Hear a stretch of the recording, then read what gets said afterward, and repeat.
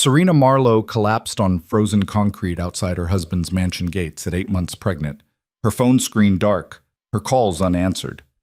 Inside, Damien Voss wrapped himself around another woman while his wife's heartbeat slowed in the December cold. By the time a stranger found her unconscious body and dialed his number, their baby's life hung by a thread.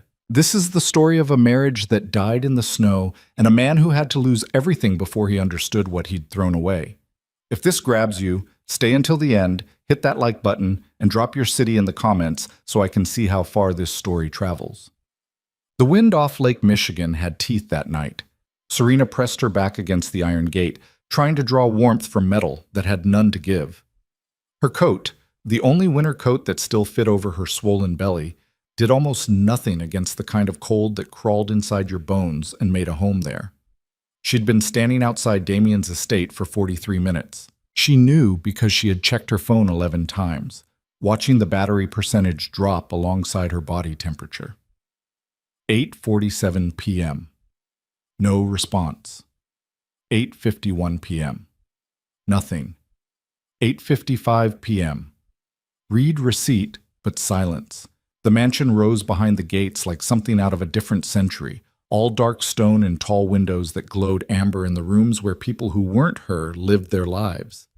She could see shadows moving on the second floor. One shadow she recognized by the breadth of his shoulders, the particular way he stood with his weight shifted slightly left. Damien had broken his hip in a car accident when he was 19, and even after surgery, even after physical therapy, he still favored his right side when he thought no one was watching. Serena had spent 3 years watching everything about him. She pressed the call button again, listened to it ring. 1, 2, 3, 4. You've reached Damien Voss. Leave a message. Her voice came out smaller than she intended. It's me again. I'm still outside. I know you said you'd send someone, but it's getting really cold and I'm... She stopped, pressed her free hand against her stomach where the baby had gone still, too still. Please, just let me in. She hung up, stared at the phone, willed it to light up with his name. The dizziness hit in waves now, each one lasting a little longer than the last. She'd skipped lunch because the smell of food had turned her stomach, and breakfast had been half a protein bar she'd found in her purse. The baby needed more than that. The baby needed her to eat, to rest, to stop standing in sub-zero wind waiting for a man who couldn't be bothered to walk down his own driveway. But she'd promised herself she wouldn't leave. Not until he came. Damien had been strange lately, distant in ways that went beyond the normal space married people sometimes needed. He'd stopped touching her sometime around month 6, right when her body had really started to change. Stopped reaching for her in bed. Stopped kissing her goodbye in the mornings. When she'd asked him about it, he'd said he was stressed about work, about the new acquisition, about a dozen things that probably mattered but didn't explain why he looked at her sometimes like she was a stranger who'd wandered into his house. 2 weeks ago, she'd found a woman's earring in his car. Small, diamond, expensive in a way Serena's jewelry had never been. When she'd asked him about it, Damien had laughed, actually laughed, and said it probably belonged to Caroline from the legal team, that he'd given her a ride home after a client dinner. Serena had wanted to believe him, had chosen to believe him because the alternative was too much to carry while already carrying another human being inside her body. But tonight, when she'd called to say her car had broken down 6 blocks from the estate and she needed him to come get her, he'd said he'd send someone. Not, I'll be right there. Not, stay where you are, I'm coming. Just someone. Like she was a delivery that needed collecting. She'd walked anyway.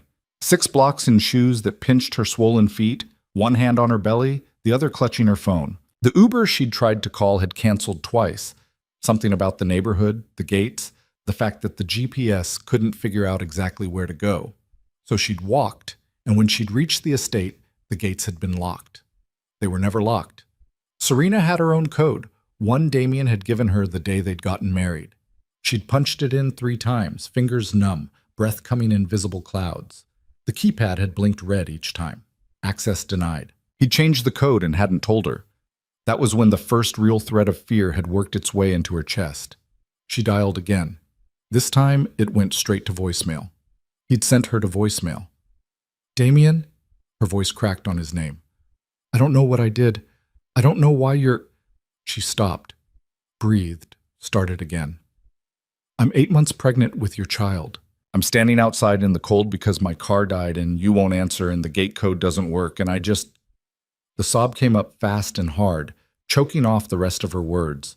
She ended the call before it could fully break free. The baby shifted then, a rolling movement that felt almost like a question. Are we okay? We're fine, Serena whispered.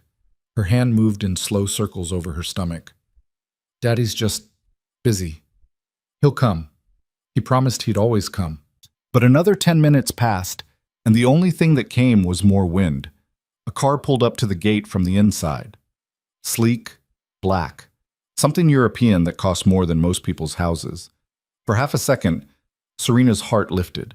But then the driver's side door opened, and the woman who stepped out was blonde, tall, wearing a dress that cost what Serena used to make in a month before she'd married Damien, and he'd convinced her she didn't need to work anymore. Caroline. From legal. The woman walked to the gate keypad, punched in a code, a different code, one that worked, and the iron bars began to swing open. She didn't look at Serena, didn't acknowledge her at all, even though they were less than 10 feet apart and Serena's presence was impossible to miss. Excuse me, Serena called out. Her voice sounded thin against the wind. Excuse me, I'm Damien's wife. I need to... Caroline slid back into her car without a word. The gate began closing immediately, automatic sensors pulling it shut before Serena could step through. She tried anyway, stumbling forward, but her legs had gone numb from standing too long and she moved too slow. The gate clanged shut, locked again. And through the narrowing gap, Serena watched Caroline's car glide up the driveway toward the house, where every light was on, where her husband was, where warmth and safety were, where she was supposed to be. The woman who'd been in Damien's car was driving back to him, and Serena was still on the outside. That was when her knees gave out. Not all at once. There was a moment where she felt them going soft, felt her body listing sideways, felt the concrete rising up to meet her. She tried to catch herself, one hand shooting out, but the world had gone tilted and wrong, and the last thing she registered before the darkness came was the cold shocking into her palms, and the baby, her little one, who was supposed to be safe. Gone. Everything gone. Damien Voss was halfway through his second scotch when his phone rang. He glanced at the screen, unknown number, and almost declined it. He'd already ignored 4 calls from Serena in the past hour, and he wasn't in the mood to hear her voice get small and hurt the way it had been getting lately. Like he was doing something wrong by needing space. Like wanting time away from the constant weight of her need was some kind of crime. Caroline was curled against his side on the leather couch in his study, her head on his shoulder, her perfume something expensive and uncomplicated. She didn't ask him for things, didn't need him to fix her or save her or prove anything. She just existed beside him. Easy, simple. Everything Serena had stopped being the moment she'd gotten pregnant. Aren't you going to answer that? Caroline murmured against his neck. Damien let it ring once more, then swiped to accept. Voss. Mr. Voss? Male voice. Unfamiliar. Urgent in a way that made Damien's spine straighten. This is Ben Kowalski. I'm calling from outside your property. I found a woman collapsed by your gate. She's unconscious, and she's pregnant. And, sir, I already called 911, but her phone was open to your contact, and I thought... The scotch glass hit the floor. Damien was moving before he'd fully processed the words, already shoving past Caroline, already grabbing his coat from the back of the door. His mind had gone to static, white noise, a high-pitched ringing that drowned out everything except 3 words. Collapsed, pregnant, unconscious. Where? He barked into the phone. Where exactly? The front gate, east side. The ambulance is 3 minutes out, they said, but she's... Jesus, she's really cold, man, and I can't wake her up. Damien was running. Down the hall, through the foyer, out the front door into cold that bit through his shirt because he'd forgotten to put his coat on. Had just grabbed it. His breath came in ragged clouds. The driveway stretched out in front of him, too long, every step not fast enough. She called me. She called me 4 times and I sent her to voicemail. The gate came into view. And there, on the ground just outside it, was a shape that didn't belong. Small, dark, crumpled like something discarded. No. The word ripped out of him. No, no, no! A man Damien didn't know was kneeling beside her, his coat draped over her body. He looked up when Damien reached the gate, and the expression on his face made Damien's stomach drop. I tried to keep her warm, the stranger said. I didn't want to move her in case, but she's so cold. Damien's hands were shaking so hard he could barely punch in the gate code. He got it wrong twice before muscle memory kicked in and the mechanism clicked. The gate swung open. He dropped to his knees beside Serena. Her face was white, lips pale, eyes closed. She looked like something carved from ice. Serena. His hands hovered over her, afraid to touch, afraid not to. Baby, wake up. Come on, wake up. Nothing. He pressed his fingers to her throat, searching for a pulse. Found it. Faint. Too slow. But there. Relief and terror hit him in the same breath. The ambulance is close, the stranger said. I can hear it. Damien barely heard him. He was staring at Serena's stomach, at the swell of it beneath the stranger's coat, and something was breaking open inside his chest. This was his wife, his pregnant wife, and she'd been out here in the cold, alone, while he'd been inside with another woman. I'm sorry. He didn't know he was going to say it until the words were already out. God, Serena, I'm so sorry. Her eyelids fluttered. For a second, he thought she might open them. But then she went still again, and the only movement was the slight rise and fall of her chest. Sirens split the air. Red and white lights washed over them. The ambulance skidded to a stop, and paramedics were pouring out, pushing Damien aside, asking questions he didn't know how to answer. How long has she been unconscious? I don't know. Is she injured anywhere? I don't know. When did she last eat? He stopped, stared at them. I don't know. He didn't know anything. Didn't know what his wife had eaten or when she'd last slept or why she'd been outside his gate in the first place. He'd stopped asking those questions weeks ago, maybe months. Had stopped seeing her as anything other than an obligation that had become too heavy to carry. They were lifting her onto a gurney now, moving fast, strapping her down. One of the paramedics, young, female, efficient, pressed a stethoscope to Serena's belly and went very still. What? Damien's voice came out sharp. What is it? The paramedic didn't answer right away. She moved the stethoscope, listened again, then looked up at her partner. Fetal heartbeat is present, but irregular. We need to move. Wait, irregular? What does that... But they were already loading Serena into the ambulance, and Damien was trying to climb in after her, and someone was telling him he couldn't ride along, and he was shouting that she was his wife, and, You can follow in your car, sir, the paramedic said. Not unkind, but firm. We need room to work. The doors slammed shut. The ambulance pulled away, and Damien stood in the middle of his driveway, watching the lights disappear, his heart hammering so hard he thought it might crack his ribs. The stranger was still there. Ben something. He'd picked up his coat from the ground and was shaking it out, not looking at Damien. Thank you, Damien managed, for calling, for staying with her. Ben nodded slowly, then quiet. She was out here a long time, man. I only found her because my dog pulled toward the gate. If he hadn't... He trailed off. Didn't need to finish. If he hadn't, Serena might have died on the concrete, might have frozen to death 10 feet from her own home while Damien drank scotch and pretended she didn't exist. I have to go, Damien said. His voice sounded hollow. I have to. The hospital. He turned and ran back toward the house, back past the front door where Caroline was standing now, wrapped in her coat, looking confused and annoyed. Back to his car. He started the engine with shaking hands and gunned it down the driveway, barely slowing for the gate. The drive to the hospital was 15 minutes. He made it in 8. The emergency room was too bright, too loud, too full of people whose problems weren't his wife dying because he'd abandoned her. Damien shoved through the doors and went straight to the desk. Serena Voss, they just brought her in. Where is she? The nurse didn't even look up. Are you family? I'm her husband. That got her attention. She glanced at him, and something in her expression shifted, cooled. She's being examined now. Someone will update you when there's news. I want to see her. Not possible right now. You don't understand. I need to... Sir. The nurse's voice went flat. Your wife is 8 months pregnant and came in unconscious with signs of severe hypothermia and exhaustion. The doctors are trying to stabilize her and assess the baby. You standing in an exam room isn't going to help that process. Sit down. Wait. Someone will come get you.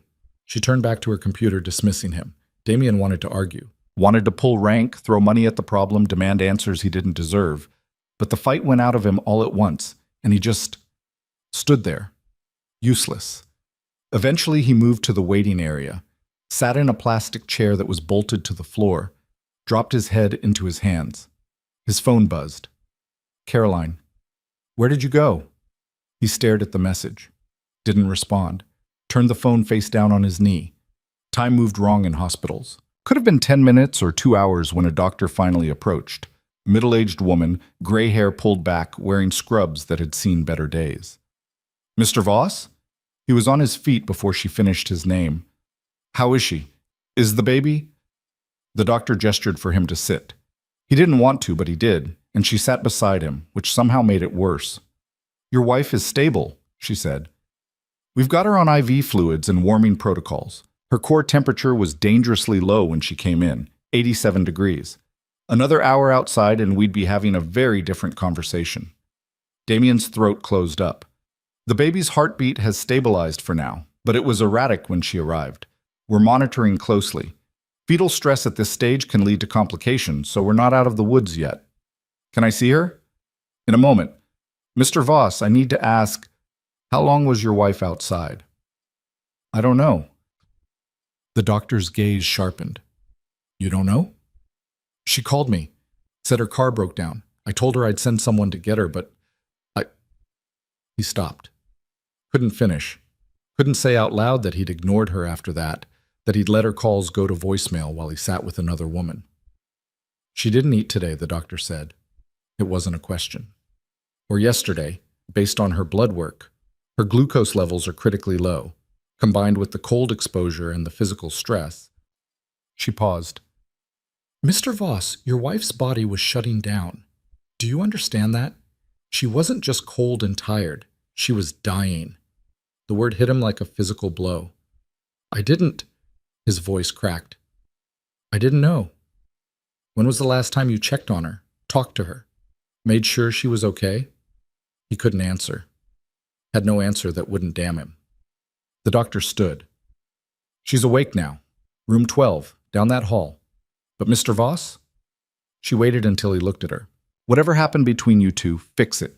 Because that woman fought like hell to keep your baby alive tonight, and she shouldn't have had to do it alone.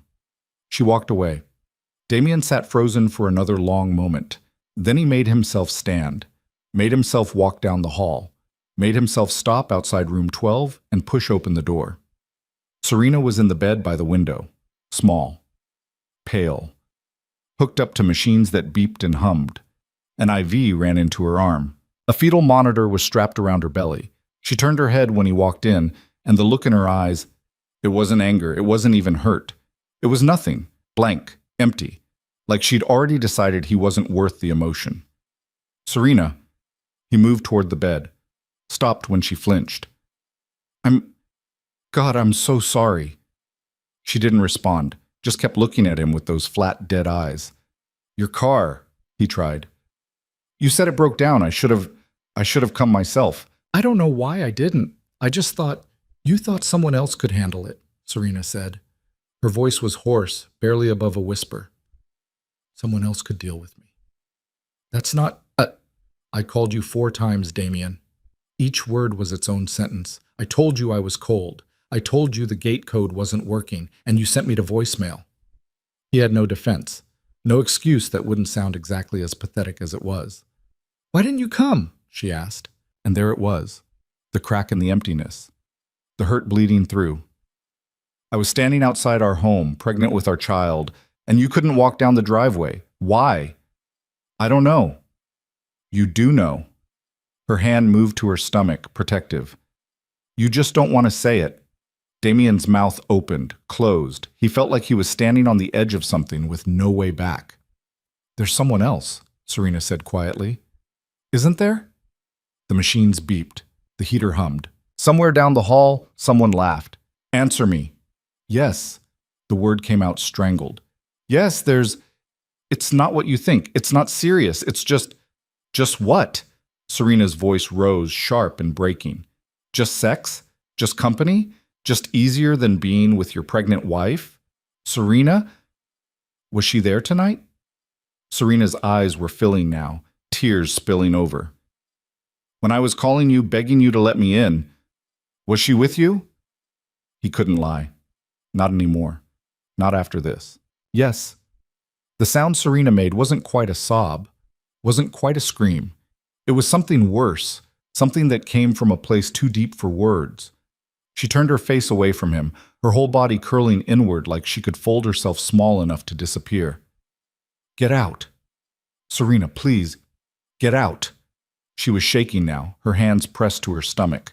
I can't look at you right now. Just go. I'm not leaving you here alone. She laughed then, bitter and broken. You already did. You've been leaving me alone for months. This is just the first time it almost killed me. The machine started beeping faster.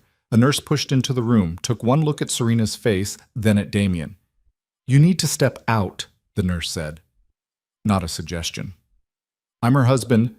I don't care if you're the president. Out. Now. Damien looked at Serena one more time.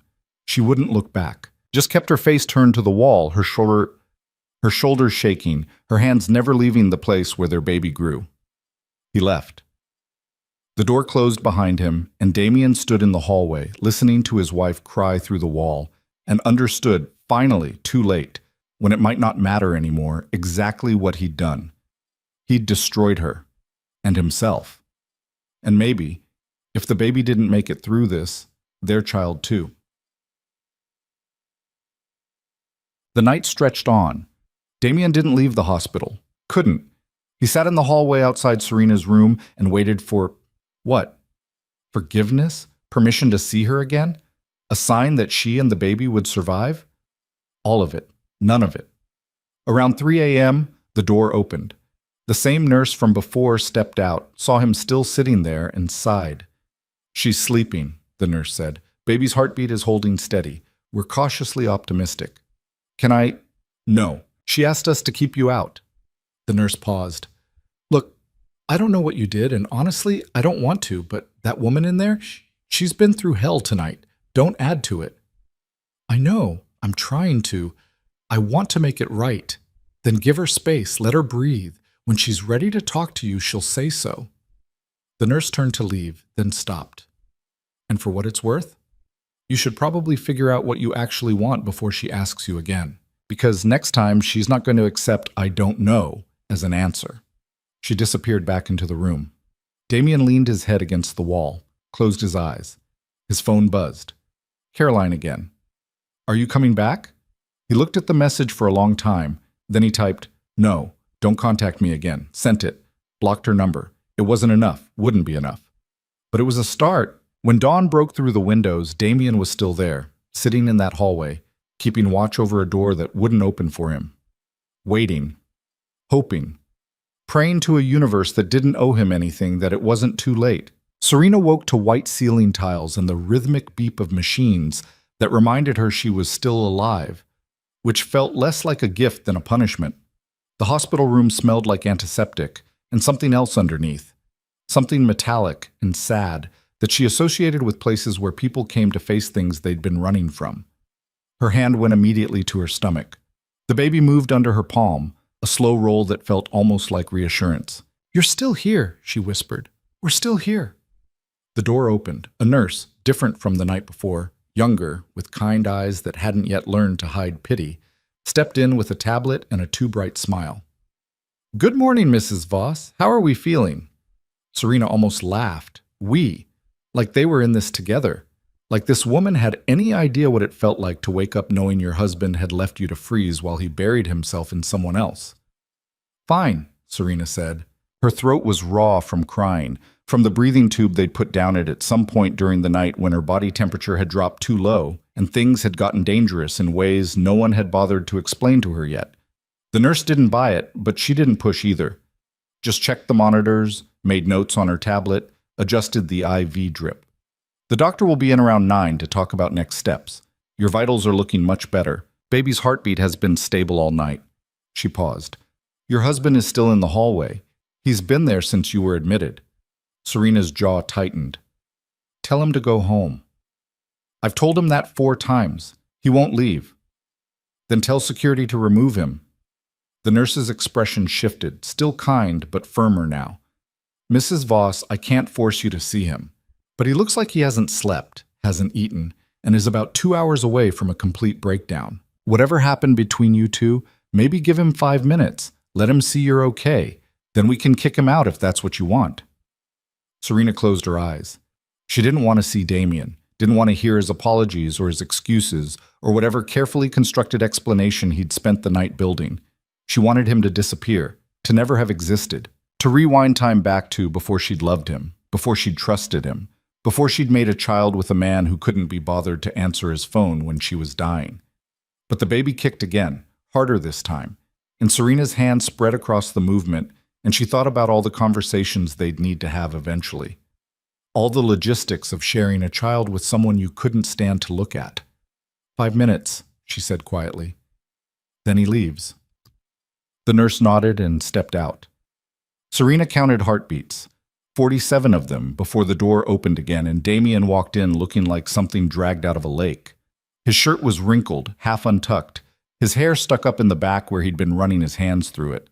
There were shadows under his eyes so dark they looked like bruises, and when he tried to smile, it came out crooked and wrong. Hi, he said. Serena didn't respond, just watched him with the same flat expression she'd given him the night before, the one that made it clear she had nothing left to give him, not anger, not hurt, not anything. Damien took 2 steps into the room and stopped, like he'd hit an invisible wall. The nurse said you're doing better, that the baby's okay. For now. That's good. That's really good. He shifted his weight, favoring his right side the way he always did when he was nervous. Serena, I know you don't want to hear this, but I need to say it. I'm sorry. I'm so sorry for what I did, for what I've been doing, for all of it. Okay. The word landed like a stone. No emotion behind it, just acknowledgement that he'd spoken. Damien's face crumpled. That's it? Just okay? What do you want me to say, Damien? That I forgive you? That we can move past this and pretend it didn't happen? Serena's voice stayed flat, controlled. She wouldn't give him the satisfaction of seeing her break again. You left me outside in the cold. You ignored my calls while I was collapsing on the street. I almost died. Our baby almost died. And you were inside with another woman. I know. Do you? Now the anger was creeping in, hot and sharp. Do you actually understand what you did? Because from where I'm sitting, it looks like you just feel guilty. And guilt isn't the same as understanding. Damien moved closer to the bed. Serena's hand shot up, palm out. Don't come any closer. He stopped, swallowed hard. What do you want me to do? Tell me what to do and I'll do it. I want you to leave. Serena, you asked what I want. That's what I want. I want you to walk out of this room and give me space to figure out what the hell I'm supposed to do now. I can't just leave you here alone, Serena laughed, sharp and bitter. You've been leaving me alone for months. This is just the first time you're physically absent while doing it. The words hit him like a slap. She could see it in the way his whole body flinched, in the way his hands came up like he wanted to defend himself, but couldn't find the argument. That's not fair, he said quietly. Fair? Serena's voice rose and the monitor started beeping faster. You want to talk to me about fair? I gave up my job because you said we didn't need the money. I gave up my apartment because you said we should live together. I gave up my friends because they didn't fit into your world. And then I got pregnant, and you looked at me like I'd betrayed you somehow, like my body changing was a personal insult. That's not... I never... When was the last time you touched me, Damien? Held my hand? Kissed me goodnight? When was the last time you looked at me and saw your wife instead of an inconvenience? He couldn't answer. They both knew it. I stood outside your house for almost an hour last night, Serena continued. Her voice was shaking now, but she pushed through it. I watched that woman drive through the gate, watched her go into our home like she belonged there, and I couldn't get in. Do you understand how that felt? To be locked out of my own life? I changed the code because... Damien stopped himself. Because what? His jaw worked. Because I didn't want you showing up unannounced. The truth of it sucked all the air out of the room. Serena stared at him. Get out. Serena, please. Get out. The shout tore something in her throat. The monitors were screaming now, alarms going off. Get out, get out, get out. The door burst open. Two nurses rushed in, one going straight to Serena, the other physically steering Damien toward the exit. Sir, you need to leave. Now. I'm not... Now. They shoved him into the hallway and slammed the door. Through the window, Serena could see him standing there, hands pressed against the glass, mouth moving in words she couldn't hear and didn't want to. The nurse, the kind one from before, was holding Serena's hand, talking in a low, soothing voice about breathing, about the baby, about staying calm. But Serena couldn't be calm, couldn't breathe through the rage and the grief and the horrible, crushing weight of understanding that the man she'd married, the man she'd built her entire life around, had deliberately locked her out because he wanted to pretend she didn't exist. I can't do this, she gasped between sobs. I can't be married to him anymore. The nurse squeezed her hand. Right now, you don't have to decide anything. Right now, you just need to breathe and let us take care of you. It took 20 minutes for Serena's heart rate to stabilize, another 10 for the crying to stop. By the time the doctor arrived, Serena was empty again, wrung out, barely there. Dr. Martinez, the same woman from the night before, pulled up a chair beside the bed and sat like she had all the time in the world. Your husband's gone, she said without preamble. We had security escort him to the parking lot. He wanted me to tell you he's sorry and that he'll be back later. Don't let him in. I can't legally prevent him from visiting, but I can make sure he only comes when you're ready. Dr. Martinez leaned forward. Mrs. Voss, I need to be straight with you. The stress you're under is dangerous, for you and for the baby. Your blood pressure is too high, your glucose is still low, and every time you get upset, the baby's heart rate spikes. So what am I supposed to do? Just pretend everything's fine? No, but you need to find a way to manage this that doesn't involve screaming matches, which means boundaries, clear ones. The doctor paused. Have you thought about what happens after you leave here? Where you're going to go? Serena hadn't thought past the next 5 minutes. I don't know. Do you have family, friends who can help? My parents are dead, my friends... She trailed off. The friends she'd had before Damien had slowly faded away. Their invitations declined so many times they'd stopped asking. The friends she'd made through Damien were his friends first, loyal to him in ways that would never extend to her. No, I don't have anyone. Dr. Martinez was quiet for a moment. Then, there are resources, shelters, support groups, legal advocates. If you need help leaving, there are people who specialize in this. I'm not being abused. Aren't you? The question sat between them like something alive. He never hit me, Serena said. There are a lot of ways to hurt someone without raising a hand. Dr. Martinez stood. I'm going to have a social worker come talk to you. You don't have to make any decisions today, but you should know what your options are. She left. Serena lay in the too-white room with the two loud machines and let herself think about the things she'd been avoiding since the moment she'd woken up. She couldn't go back to that house. Couldn't stand in rooms where Damien had kissed another woman. Couldn't sleep in a bed where he'd probably brought her. Couldn't raise her baby in a place that had locked her out when she needed it most. But she also had nowhere else to go. No money of her own. Everything was in joint accounts Damien controlled. No job to return to. No safety net she'd built without him. She'd made herself dependent. Or he'd made her dependent. Or they'd built it together, brick by brick, until she was so tangled up in his life that extracting herself felt impossible. The baby kicked, hard enough to make her wince. I know, Serena whispered. I know we have to figure this out. Her phone was on the side table, retrieved from her coat pocket, charged by a nurse who'd taken pity on her. Serena picked it up and scrolled through her contacts. Most of them were Damien's people. His lawyer, his accountant, his business partners. A few were vendors from the wedding they'd planned together, the caterer and the florist who probably didn't remember her. She found one name that wasn't his, Rachel Kim. They'd worked together 5 years ago at a marketing firm before Serena had left to marry Damien. They'd been close once. Had drinks after work, complained about bad dates, talked about the future like it was something they could control. Serena hadn't called her in over a year. She pressed dial before she could talk herself out of it. 3 rings. Then, hello? Rachel? It's Serena. Serena Marlowe. Well, Voss now, but holy shit, Serena. Where have you been? I tried calling you like 6 times last year and you never... Rachel stopped. Wait, are you okay? You sound weird. I'm in the hospital. What? Why? Are you hurt? I'm pregnant, and Serena's voice cracked. I need help. There was a pause. Then Rachel's voice came back, sharper, more focused. What hospital? Northwestern Memorial. I'm 20 minutes away. Don't move. Rachel, you don't have to... Shut up. I'm already grabbing my keys. The line went dead. Serena set the phone down and cried again, but this time it felt different. Less like drowning, more like relief. Rachel showed up in 18 minutes, which meant she'd driven too fast and probably run at least one red light. She burst into the room like a small hurricane, dark hair flying, eyes scanning Serena from head to toe. Jesus Christ, Rachel breathed. You look like hell. Thanks. No, I mean... Rachel pulled up the chair Dr. Martinez had vacated and sat, reaching for Serena's hand. What happened?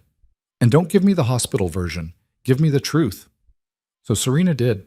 All of it. The slow erosion of her marriage, the isolation, the way Damien had pulled away, the other woman standing outside in the cold, waking up here with machines beeping, and a baby who'd almost died because Serena had believed her husband would keep her safe. Rachel listened without interrupting. When Serena finished, Rachel's expression had gone hard. I'm going to kill him, she said flatly. I'm going to walk into his stupid mansion and push him down the stairs. Despite everything, Serena almost smiled. Don't. It's not worth it.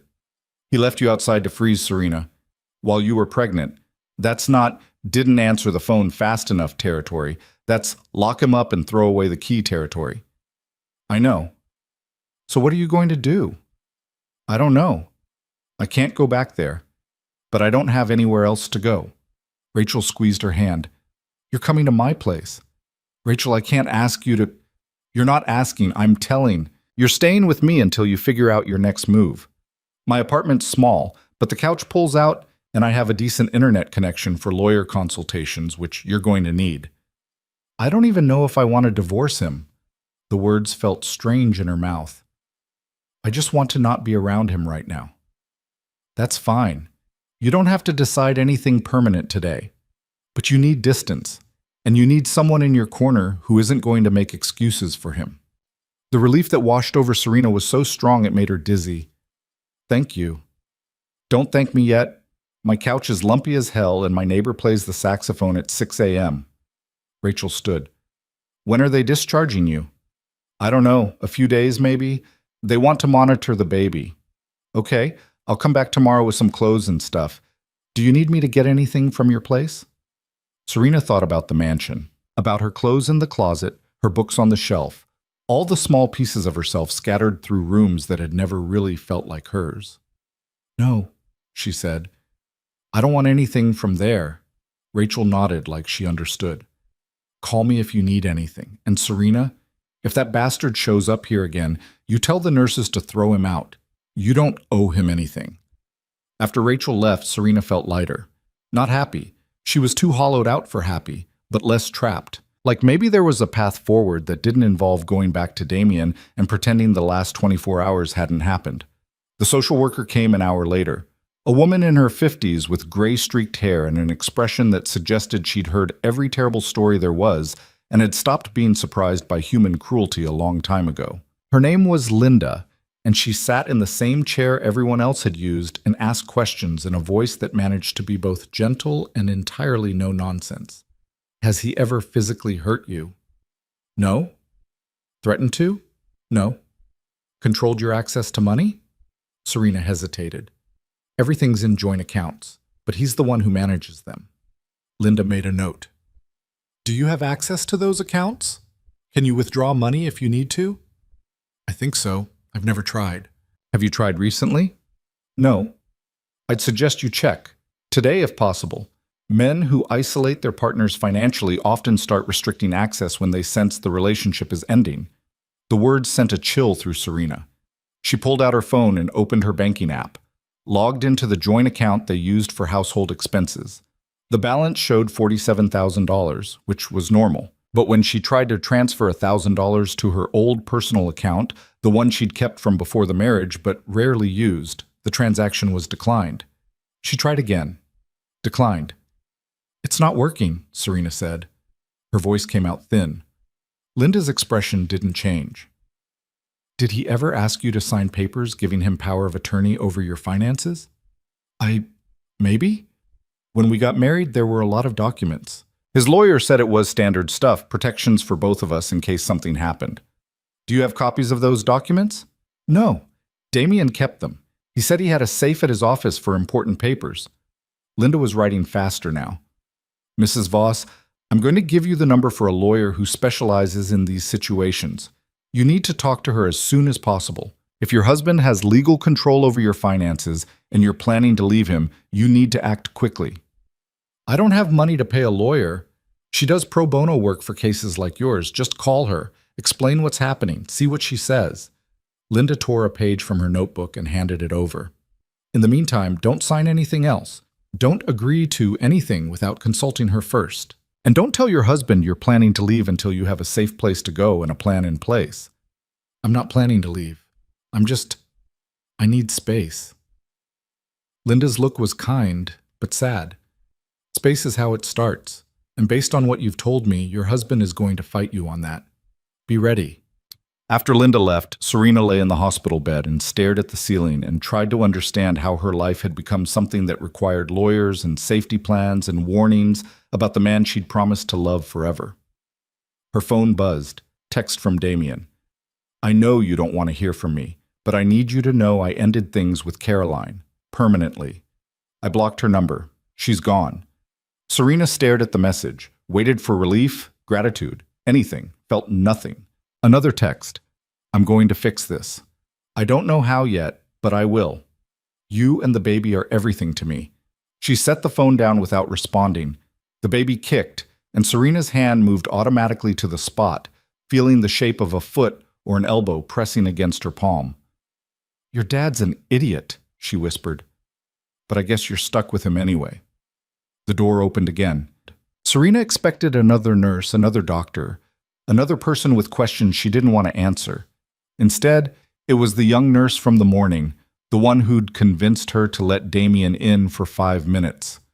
"Sorry to bother you," the nurse said, "but there's someone downstairs asking about you. Says she's your mother-in-law." Serena's stomach dropped. "Helen?" "She didn't give a name, just said she's family and she needs to see you." Of course, Damien had called his mother. Of course, he'd gone crying to Helen, who'd never liked Serena, who'd made it clear from day one that her son had married beneath him, that Serena would never be good enough for the Voss family legacy. "Tell her I'm sleeping," Serena said. "Tell her I can't have visitors." "I can do that. But she's pretty insistent. Says she'll wait." "Let her wait." The nurse nodded and left. Serena closed her eyes and tried to breathe through the tightness in her chest. Helen Voss was a force of nature. Old money, old power, old expectations that she wielded like weapons. She'd tried to talk Damien out of the wedding, had suggested a prenup so punitive Serena's signature had felt like signing away her soul, had spent the past 3 years subtly undermining every decision Serena made. And now she was here, probably to tell Serena that whatever had happened was her fault, that she'd driven Damien to infidelity by gaining weight or being emotional or failing to be the perfect accessory wife. Serena's phone buzzed again. This time it was a call, not a text. "Helen." She let it go to voicemail. 10 seconds later, another call. Serena turned the phone off entirely. The machines beeped. The heater hummed. Outside the window, the sky was gray and heavy with the promise of more snow.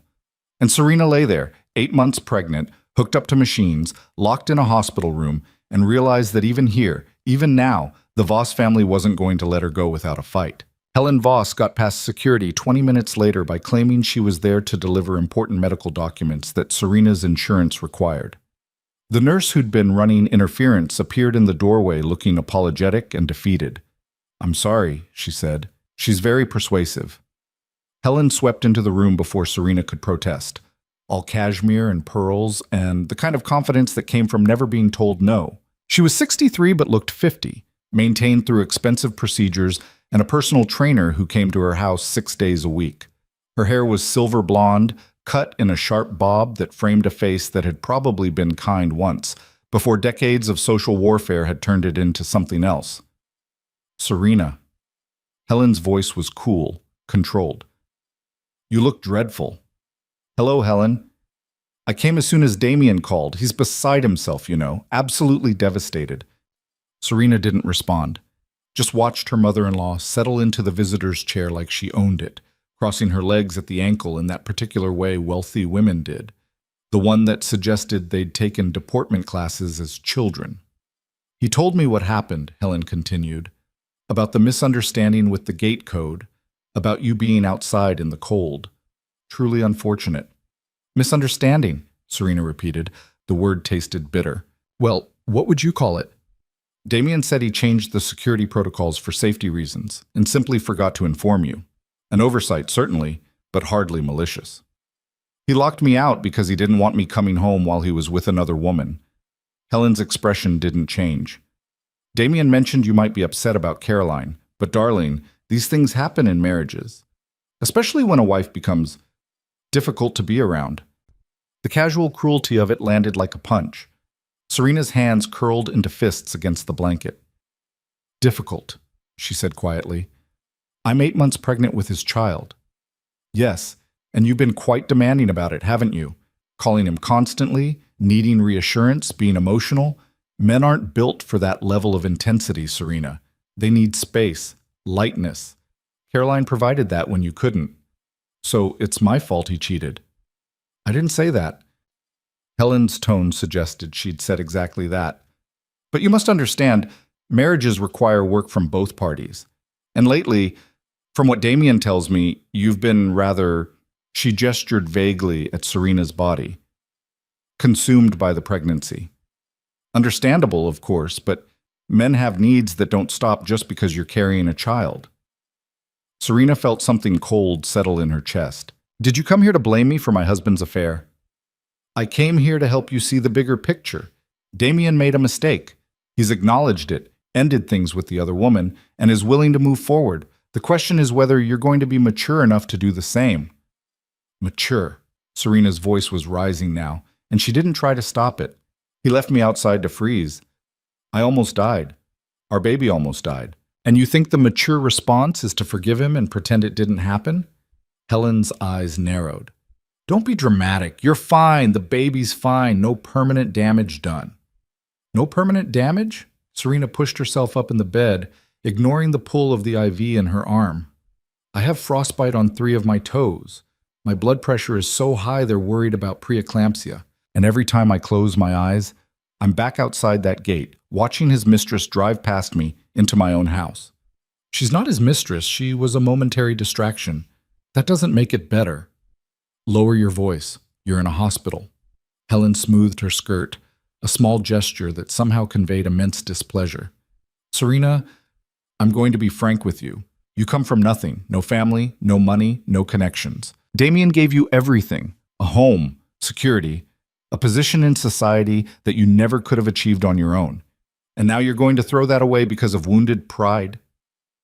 The words hit like they were designed to, sharp and precise, aimed at the soft parts Serena had spent years trying to protect. I'm throwing it away because he doesn't love me, Serena said. Her voice came out quieter now, exhausted. Maybe he never did. Love, Helen laughed, short and dismissive. You're not a teenager, Serena. Love is what you feel at the beginning. What matters is partnership, stability, legacy. Damien can give you all of that. Can you honestly say you'll find better? I can say I deserve someone who won't leave me to die on the street. Again, with the dramatics. Helen stood, collecting her purse. I can see you're not ready to have a rational conversation. But let me be clear about something. If you leave Damien, if you try to take him to court, you will lose. The prenup you signed gives you almost nothing in the event of divorce. No alimony, no claim to assets acquired during the marriage. You'll walk away with whatever you brought into it, which, as I recall, was a 10-year-old Honda and about $3,000 in savings. Serena's throat went tight. I have rights. The baby. The baby will be provided for. Damien would never abandon his child. But you? Helen's smile was thin and sharp.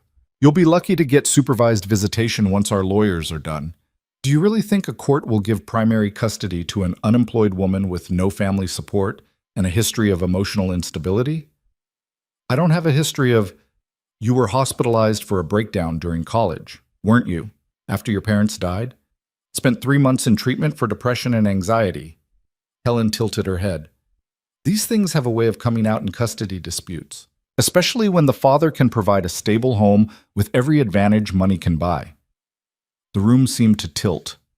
Serena had told Damien about that time in her life during one of their early dates, when she'd still believed in the safety of vulnerability.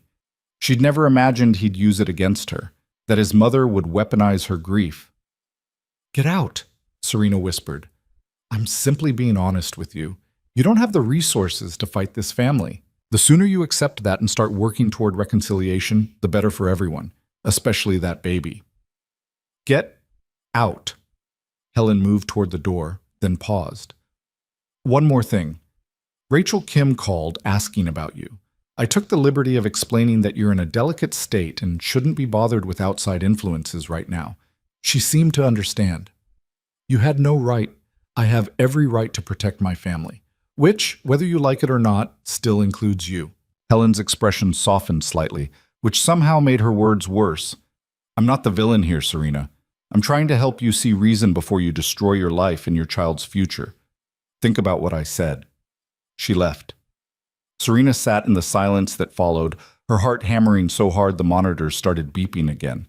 The nurse rushed in, checked her vitals, made soothing sounds that Serena barely heard. When she was alone again, Serena picked up her phone with shaking hands and turned it back on. 17 missed calls. 6 from Damien, 11 from Helen, 3 voicemails she didn't want to listen to. She called Rachel instead. Hey, Rachel answered. I tried calling earlier, but did Helen Voss call you? A pause. Yeah. She said you were resting and couldn't have visitors. That I should wait a few days before... Don't listen to her. She's lying. Serena's words tumbled out fast. She came here and threatened me. Said she'd take my baby if I left Damien. Said I'd lose in court because I have no money. And I was hospitalized for depression 10 years ago. And... Whoa, slow down. What the hell? Serena told her everything. Helen's visit, the threats, the prenup, all of it. By the end, Rachel was swearing steadily in a mix of English and Korean. That manipulative witch, Rachel finally said. Okay, first thing, she's bluffing about most of that. Second thing, you need to talk to that lawyer Linda recommended like yesterday. Third thing, I'm coming back to the hospital right now. You don't have to... Stop telling me I don't have to help you. I'm helping. Deal with it. Rachel's voice softened. Serena, listen to me. Helen Voss is using classic intimidation tactics. She wants you scared and isolated. Don't let her win. What if she's right? What if I can't win against them? Then we fight anyway, because the alternative is going back to a man who locked you out in the snow and a family who thinks you're disposable. Rachel paused. Do you want to go back to him? Serena closed her eyes. Tried to imagine walking back into that mansion, sleeping in that bed, pretending the last 48 hours hadn't happened. Tried to picture Damien touching her, the baby being born into a house full of lies, raising a child with a man she couldn't trust, and a family who saw her as an obstacle. No, she whispered. I don't want to go back.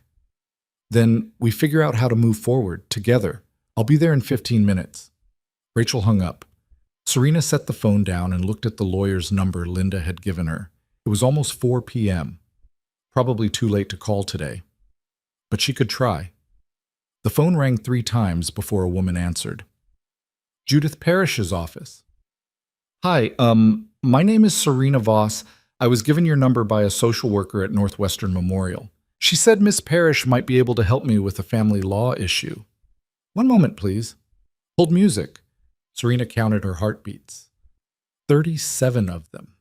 Then a new voice, older, with a slight southern accent that had been mostly trained out but lingered on certain words. This is Judith Parrish. You're at Northwestern? Yes, in the maternity ward. And the social worker who referred you was Linda Chen? I think that was her name, yes.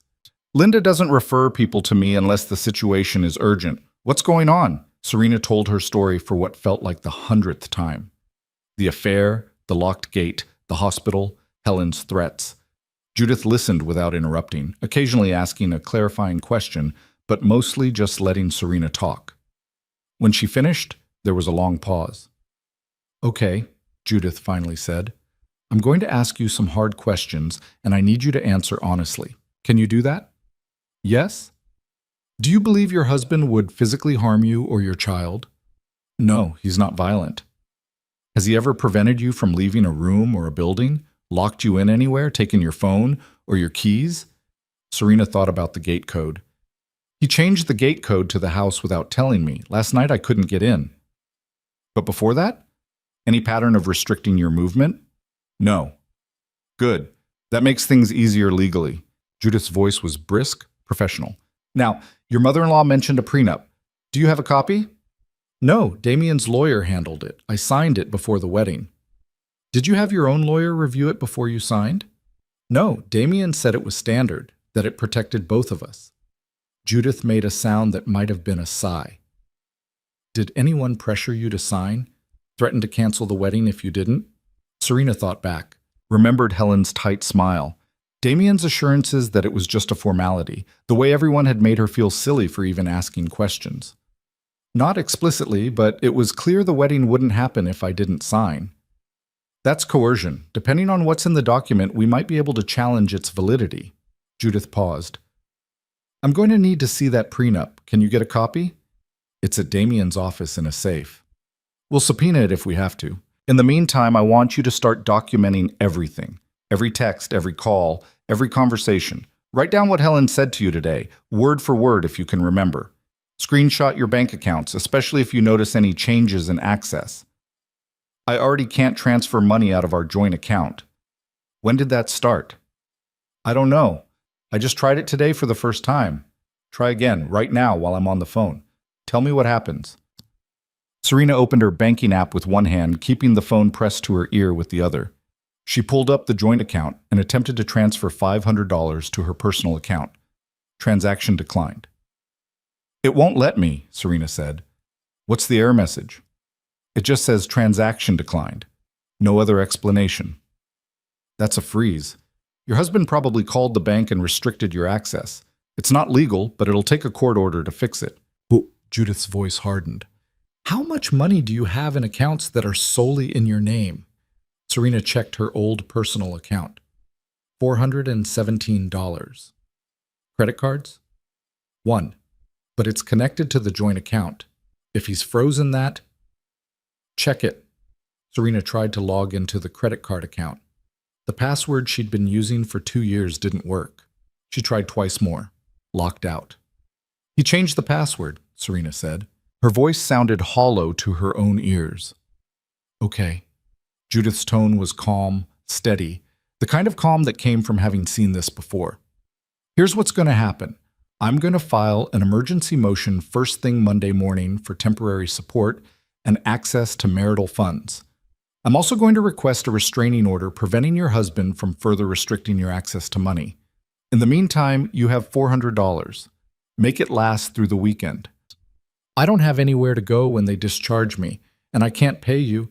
I do pro bono work through a foundation. You don't pay me. The foundation does. Judith paused. As for where you'll go, do you have a friend who can take you in temporarily? Yes. Rachel. She said I could stay with her. Good, that's good. She'll probably be called as a witness at some point, so make sure she understands what she's getting into. Supporting you might mean facing pressure from your husband's family. She can handle it. I believe you. Now listen carefully. Between now and Monday, you do not communicate with your husband except through text messages. No phone calls, no in-person meetings. If he shows up at the hospital, you don't see him alone. Keep a nurse in the room. Everything he says to you, you document. Understand? Yes. If his mother comes back, you refuse to see her. She's not your lawyer. She's not your doctor. She has no right to be in that room. Hospital staff will back you up on that. Okay, one more thing. This is going to get ugly. The Voss family has money and connections, and they're going to use both to try to intimidate you into backing down. You need to be ready for that. Can you do this? Can you see it through even when it gets hard? Serena thought about standing outside that gate, about watching Caroline drive past her, about Helen's threats and Damien's hollow apologies. Thought about the baby inside her, the one who deserved better than being raised in a house built on lies. Yes, she said, I can do this. Good. I'll call you Monday morning after I file the motions. In the meantime, you rest, you take care of yourself and that baby, and you don't let them make you feel small. Judith hung up. Serena set the phone down and looked at her hands. They were still shaking, but less now, like something inside her had solidified, turned from water into stone.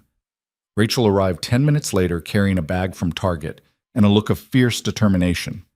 I brought you real clothes, Rachel said, dumping the bag on the bed, because you're not wearing that hospital gown when they discharge you. Also, I brought snacks because hospital food is garbage. Serena pulled out a soft gray sweatshirt, maternity leggings, basic underwear. You didn't have to do all this. Stop saying that. I keep telling you I want to help. Rachel sat on the edge of the bed. Did you call the lawyer? Yeah, she's filing emergency motions Monday. In the meantime, Damien froze my access to our money. Rachel's expression darkened. Of course he did. Okay, new plan. You're staying with me indefinitely, not just a few days. I'll clear out my office, we'll turn it into a bedroom. It's small, but it has a door and a window, and that's all you need right now. I can't take your office. You can, and you will. I barely use it anyway. Rachel squeezed her hand. We'll figure this out, together. You're not alone in this, Serena. The words cracked something open in Serena's chest. She'd been alone for so long, even when she was married, even when she was surrounded by people. Damien's isolation had been so gradual she'd barely noticed it happening. But now, sitting in this hospital room with Rachel beside her, she realized how much she'd missed having someone in her corner who wasn't there because they had to be, but because they wanted to be. Thank you, Serena whispered. Don't thank me yet. You haven't seen how terrible my pull-out couch is. Despite everything, Serena almost smiled. The door opened again, and Dr. Martinez walked in with a clipboard and an expression that suggested the news wasn't great, but wasn't terrible either. Mrs. Voss, how are you feeling? Tired, angry, confused. All reasonable responses to your situation. Dr. Martinez glanced at Rachel. And you are? Rachel Kim, friend. Good. She should have friends. The doctor turned back to Serena. I wanted to update you on your discharge plan. We're keeping you through the weekend for observation. Your blood pressure is still elevated, and I want to make sure the baby's heartbeat stays stable before we send you home. When will I be discharged? Probably Monday, assuming everything stays stable. Tuesday at the latest. Dr. Martinez paused. I also wanted to talk to you about delivery. Given what happened, given your stress levels, I think we need to prepare for the possibility of inducing labor early or scheduling a C-section. Serena's hand went to her stomach. Is something wrong with the baby? No. But you're at high risk for complications. The hypothermia, the stress, the elevated blood pressure, all of that increases the chances of problems during delivery. I'd rather have a controlled situation where we can monitor everything closely. How early are we talking? I'd like to get you to 37 weeks if possible. You're at 35 weeks now, so ideally 2 more weeks. And if I can't make it 2 weeks, then we deliver whenever we need to. Modern medicine is very good at caring for babies born a few weeks early. Dr. Martinez sat down. I know this is a lot, but I need you to take care of yourself. The stress you're under isn't just emotional. It's physical, and it's affecting your pregnancy. I'm trying. I know you are. But trying isn't enough right now. You need to actively de-stress, which means setting boundaries with your husband and his family. No more confrontations. No more visits that spike your blood pressure. She looked pointedly at Serena. Can you do that? I already told the nurses not to let Damien in. Good. Keep that boundary. And if you feel your stress rising, you call a nurse. We can give you something to help you calm down that's safe for the baby. After Dr. Martinez left, Rachel pulled out her phone. Okay, we're making a list. Things that need to happen before you leave the hospital. Rachel. Nope. Humor me. We're making a list. She opened her notes app. 1. Lawyer stuff, already in progress. 2. Somewhere to live, done. 3.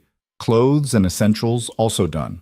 4. Plan for if Damien shows up at my apartment, which he probably will. Serena hadn't thought about that. What do we do if he comes? We don't answer the door. If he won't leave, we call the cops. Simple. He's not going to just accept this. I know, but that's his problem, not yours. You're allowed to walk away from people who hurt you, even if you're married to them, especially if you're married to them. Serena nodded slowly. What if he tries to take the baby? He can't. Not legally. Not without a custody agreement. And even then, not from the hospital. Rachel's voice was firm. Stop borrowing trouble, Serena. We'll deal with problems as they come. Right now you need to rest. But rest didn't come easy that night. Serena lay in the hospital bed listening to the machines beep and the nurses move through the halls and tried not to think about Damien somewhere across the city, probably planning his next move.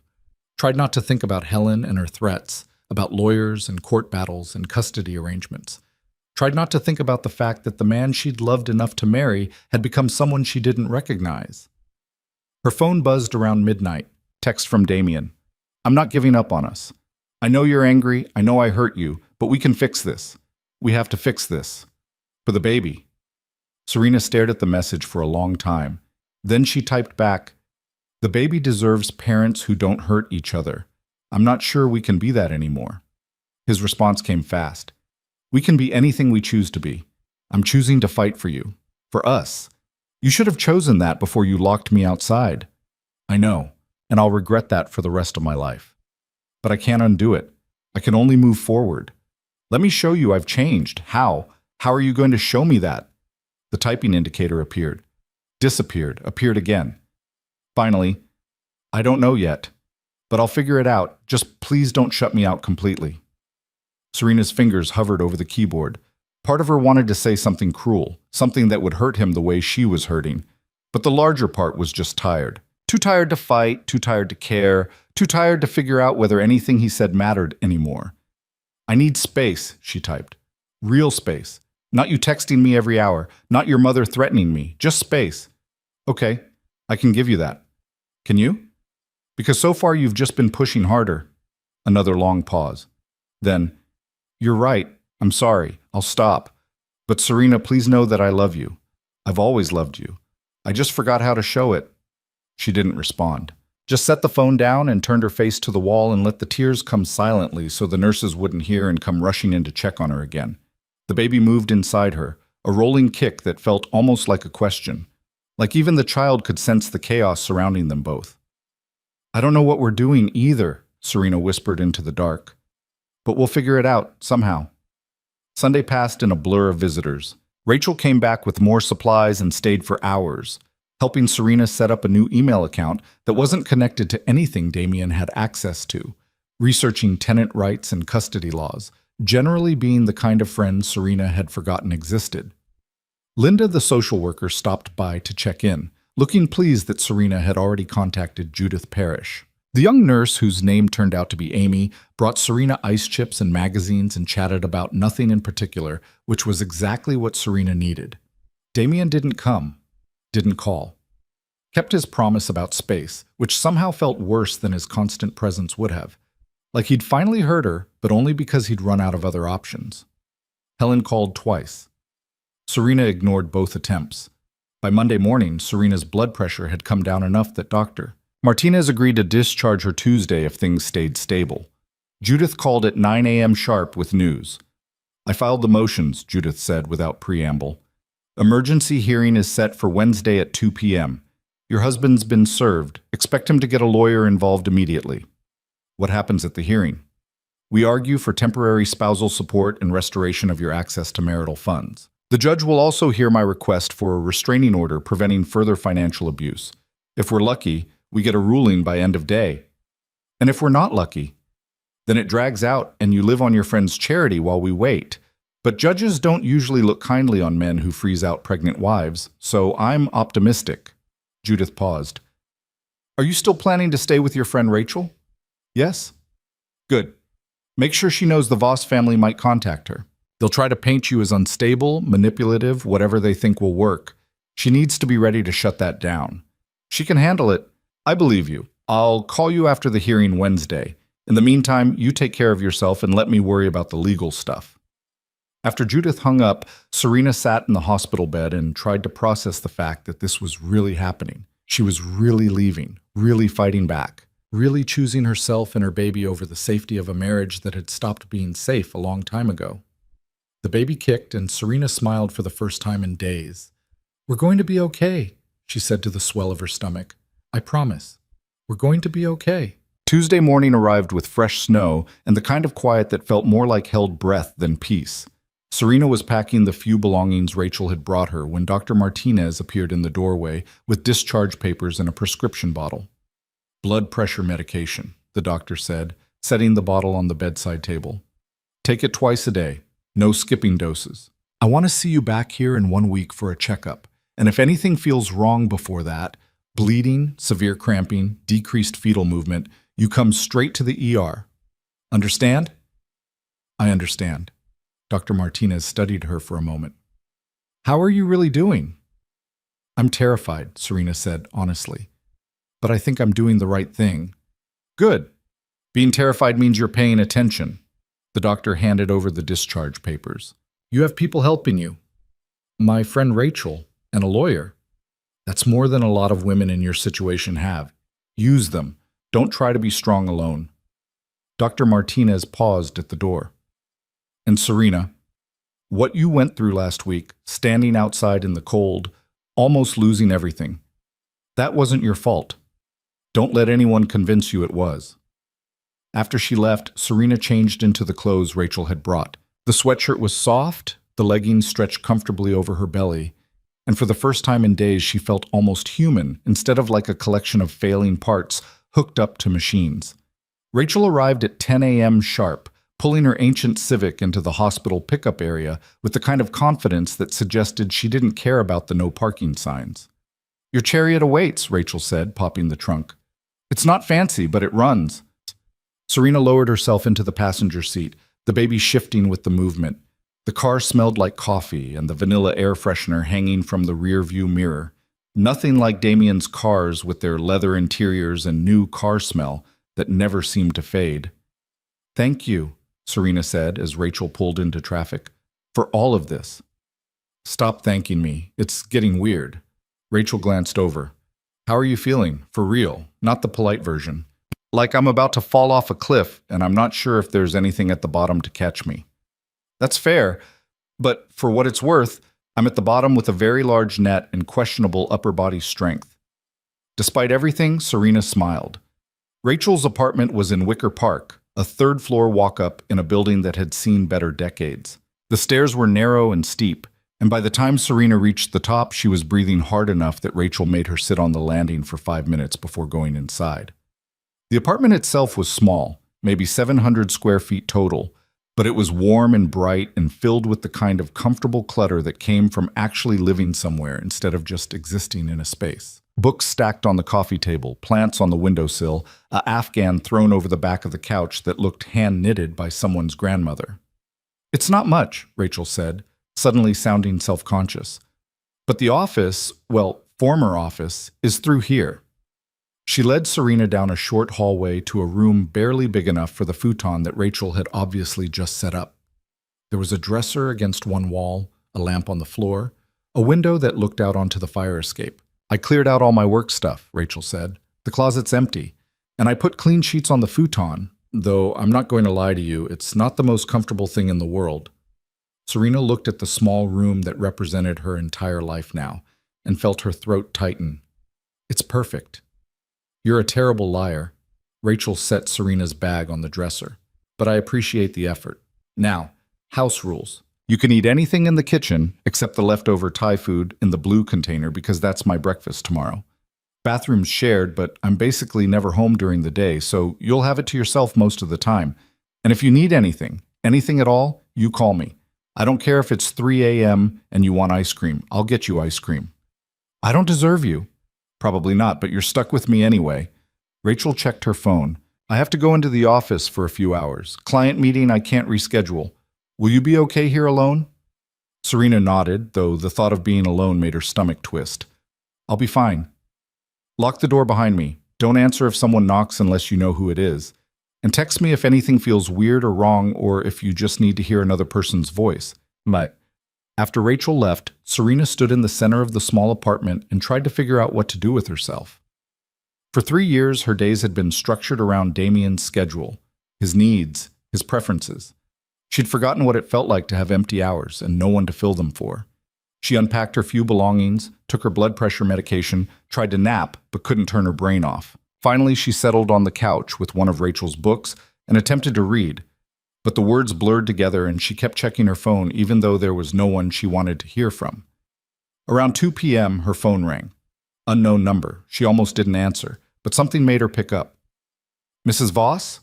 Male voice, professional, unfamiliar. This is Gregory Chen from Chen & Associates. I've been retained by your husband to represent him in your family law matter. Serena's stomach dropped. I have a lawyer. You should talk to her. I will be. But I wanted to reach out to you directly first, as a courtesy. Mr. Voss is very concerned about you and the baby. He'd like to arrange a meeting to discuss how we can resolve this situation amicably. There's nothing to discuss. Mrs. Voss, I understand you're upset. What happened last week was unfortunate, but Mr. Voss is willing to take full responsibility for his mistakes and work toward reconciliation. Surely that's worth a conversation? He locked me outside in sub-zero temperatures while I was 8 months pregnant. That's not a mistake. That's a choice. Gregory Chen's tone shifted slightly, became sharper. Be that as it may, you're still married. And under Illinois law, Mr. Voss has certain rights regarding his child. It would be in everyone's best interest to work this out without involving the courts. My lawyer disagrees. Ms. Parrish is known for being aggressive. She tends to escalate situations unnecessarily. I'm simply suggesting that litigation might not be the best path forward, especially given your financial situation. There it was, the threat wrapped in concern. Don't call me again, Serena said. Talk to my lawyer. She hung up before he could respond. Her hands were shaking. She tried to breathe through it, counting the way the nurse Amy had taught her, but the panic was already crawling up her throat. Damien had hired a lawyer. A real one, the kind who called wives directly to intimidate them into backing down. She called Judith. He had his lawyer call me, Serena said when Judith picked up. Gregory Chen, he wanted to set up a meeting. Of course he did. What did you tell him? To talk to you. Perfect. Don't engage with him again. If he calls back, send him to voicemail. Judith sounded pleased rather than worried. Gregory Chen is expensive. Damien hiring him is actually good news for us. How is that good news? Because it shows he's taking this seriously, which means he's worried, and worried opponents make mistakes. Judith paused. The hearing's tomorrow at 2 p.m. I need you there. Can you make it to the courthouse? Yes, Rachel can drive me. Good. Wear something professional but comfortable. We're not trying to impress anyone, but we want to look like responsible adults. And Serena, don't talk to Damien. Not tonight, not tomorrow morning. If he shows up at your friend's apartment, you call the police. He wouldn't. He hired Gregory Chen. He's playing hardball now. Expect him to do whatever it takes. After they hung up, Serena sat on Rachel's couch and tried not to think about Damien somewhere across the city, strategizing with his expensive lawyer about how to get her to come back. Tried not to think about what tomorrow's hearing would be like, facing him in court, having a judge decide whether she deserved access to her own money. The baby kicked hard enough to make her wince. She pressed her hand to the spot and felt the answering push of a tiny foot. I know, she whispered. This is scary, but we're going to get through it. Her phone buzzed. Text from a number she didn't recognize. This is Caroline. We need to talk. Serena stared at the message like it might bite her. Caroline. The woman who'd been in Damien's car, who'd driven past her through the gate, who'd been warm inside the house while Serena froze outside. Against her better judgment, she typed back, How did you get my number? Damien. He's a mess, Serena. He told me everything. About the gate, the hospital, all of it. I don't care, I know you don't, but I need you to understand something. I didn't know he was married when we started. He told me he was separated, that you two were getting divorced. Serena's vision went red at the edges. That's a lie. I know that now. When he called me from the hospital, when he ended things, he told me the truth, that he'd lied to me, used me, that you were pregnant and he'd almost killed you. A pause. Then another message. I'm not asking you to forgive him. I just wanted you to know I'm not the villain here. He played both of us. You drove past me. Through the gate, you saw me standing there. I didn't know who you were. He never showed me pictures, never talked about you. I thought you were someone else. A delivery person, maybe. I don't know. Another pause. I'm sorry. For what it's worth, I wouldn't have gotten involved if I'd known the truth. Serena wanted to scream at her, to tell her it didn't matter whether she'd known or not, that she'd still been part of the worst night of Serena's life. But the anger felt hollow now, exhausting. Don't contact me again, Serena typed. And if Damien asks you to testify for him in court, tell him no. I already did. I want nothing to do with him or his family. Serena blocked the number and threw her phone onto the couch cushion beside her. The door lock clicked. Rachel walked in carrying takeout bags and a look of determination. I got Chinese food and ice cream and I'm prepared to eat feelings with you until we both feel sick, Rachel announced. Also, I stopped by a thrift store and got you some more maternity clothes because you can't wear the same sweatshirt for the next month. I can't afford... Didn't ask. The total was like $30. I'll survive. Rachel dumped everything on the coffee table. Now talk to me. What happened while I was gone? You have that look. What look? The one where something happened and you're trying to convince yourself it's fine, but it's definitely not fine. Serena told her about the lawyer's call and Caroline's texts.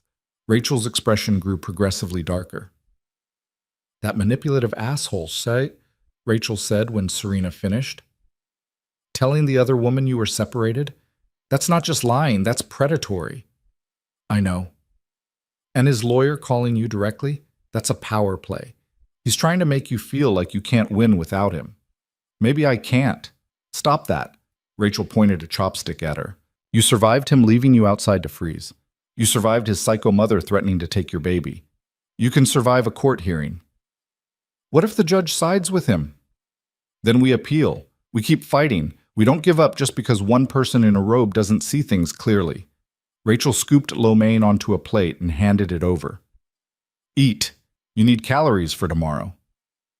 They ate in comfortable silence, the kind that came from real friendship rather than obligation. When Rachel turned on a movie, something light and forgettable, Serena felt herself relax for the first time since leaving the hospital. Around 10 p.m., her phone buzzed. Text from Damien. I know you said you needed space, but I have to say this. Whatever happens tomorrow, whatever the judge decides, I want you to know I'm not fighting you to hurt you. I'm fighting because I can't lose you and the baby. You're my family. You're everything. Serena showed the message to Rachel, who made a disgusted sound. He's trying to get in your head before the hearing, Rachel said. Make you feel guilty so you'll go easier on him tomorrow. It's working. Then turn off your phone. Seriously, you don't need this tonight.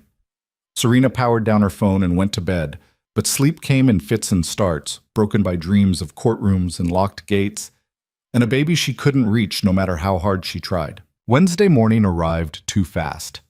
Serena dressed in the nicest clothes Rachel had found at the thrift store, a black maternity dress that was slightly too big and flats that pinched her swollen feet. Rachel had taken the day off work and wore a professional blazer that Serena had never seen before. Moral support, Rachel said when Serena raised an eyebrow. And witness intimidation if Damien's family tries anything. The courthouse was downtown, all marble and security checkpoints, and the particular smell of old buildings and human anxiety.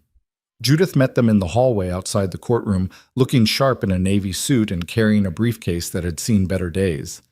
Good, you're early, Judith said. Let's find somewhere to talk. They huddled in a corner while Judith explained what would happen. The hearing would be short, maybe 30 minutes. Each side would present their arguments. The judge would ask questions, then they'd wait for a ruling, which could come immediately or take a few days. What about Damien? Serena asked. Will he be here? Probably. Gregory Chen doesn't usually let clients skip hearings. Judith squeezed Serena's arm. Don't look at him. Don't react to anything he or his lawyer says.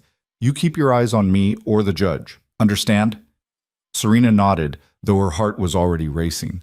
They filed into the courtroom at 1:55 p.m., and there, sitting at the opposite table with Gregory Chen beside him, was Damien. He looked terrible, worse than he had at the hospital, if that was possible. His suit was rumpled, his face drawn, dark circles under his eyes that suggested he'd slept as poorly as Serena had. When he saw her walk in, his whole body jerked like he wanted to stand, to go to her, but Chen's hand on his arm stopped him. Serena kept her eyes forward and sat down beside Judith. The judge entered, a woman in her 50s with gray hair and reading glasses perched on her nose. Judge Patricia Morrison, according to the nameplate on the bench. "We're here for emergency motions in the matter of Voss versus Voss," Judge Morrison said, looking at her notes. "Ms. Parrish, you filed the motions. Let's hear your arguments." Judith stood. "Your Honor, my client is 8 months pregnant and has been financially cut off by her husband without warning or cause. He froze her access to their joint bank accounts and credit cards, leaving her with less than $500 to her name. She has no income, no family support, and significant medical expenses related to her pregnancy. We're asking for immediate restoration of her access to marital funds and temporary spousal support until this matter can be fully litigated." Judge Morrison looked at Gregory Chen. "Mr. Chen?" Chen stood smoothly. "Your Honor, Mr. Voss did restrict access to certain accounts, but only as a protective measure. Mrs. Voss left the marital home without notice and refused to communicate her whereabouts. Mr. Voss was concerned she might drain their accounts in retaliation for a marital dispute." "That's a lie," Serena whispered to Judith. Judith put a hand on her arm, waited.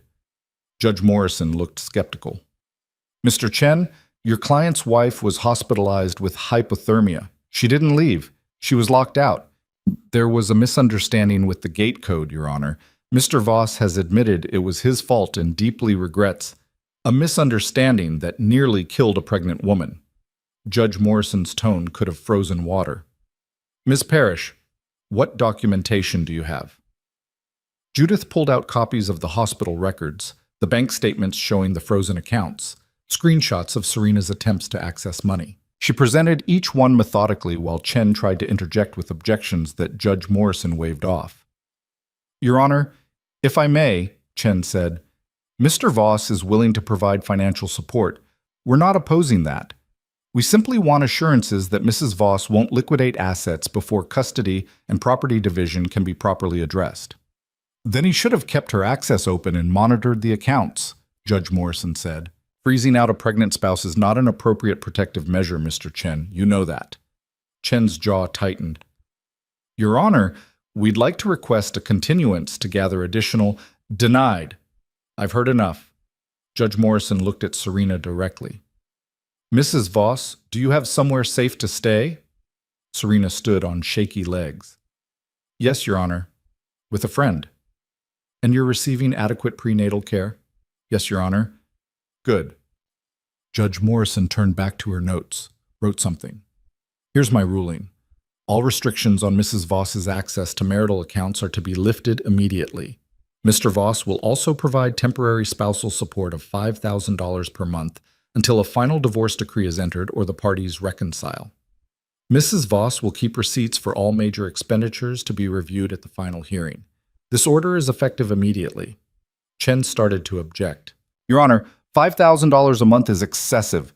Mr. Chen, your client lives in a mansion and drives a car worth more than most people's annual salary. $5,000 a month for a pregnant wife is not excessive. It's baseline decent." Judge Morrison signed the order with a flourish. "Anything else?" Judith stood. "We'd also like to request that Mr. Voss be ordered to stay away from Mrs. Voss's residence." "Your Honor, that's completely unnecessary," Chen protested. "Mr. Voss has made no threats. He locked her outside in freezing weather," Judith cut in, "and his mother showed up at the hospital to threaten my client with losing custody. We need protection." Judge Morrison looked tired. "Mr. Chen, I'm going to issue a temporary stay-away order. Your client is not to go to Mrs. Voss's current residence or contact her except through attorneys or in writing regarding the child's welfare. Violations will result in contempt charges. Clear?" Damien shot to his feet. "Your Honor, please, I just want to talk to my wife, to apologize, to—" Mr. Voss, sit down. Judge Morrison's voice was sharp. You'll have plenty of opportunities to communicate through proper channels. For now, you're going to give your wife space. Damien sat, looking gutted. Judge Morrison banged her gavel. We're adjourned. My clerk will have copies of the order in 15 minutes. The courtroom emptied. Serena stayed seated, afraid her legs wouldn't hold her if she tried to stand. Rachel's hand found hers and squeezed. You did it, Rachel whispered. You actually did it. Across the aisle, Damien was arguing with Chen in low, urgent tones. Serena couldn't hear the words, but she could see the desperation in Damien's body language, the way he kept glancing over at her like she might disappear if he looked away. Judith returned with the signed order. This goes into effect immediately. If he violates it, you call the police. Don't hesitate. They walked out of the courtroom together. In the hallway, Serena finally allowed herself to breathe fully. It was done. She had money. She had protection. She had a path forward that didn't involve going back to Damien. Mrs. Voss. She turned. Damien was standing 10 feet away, Chen beside him looking disapproving but not stopping him. Please, Damien said. His voice cracked on the word. Just 1 minute. That's all I'm asking.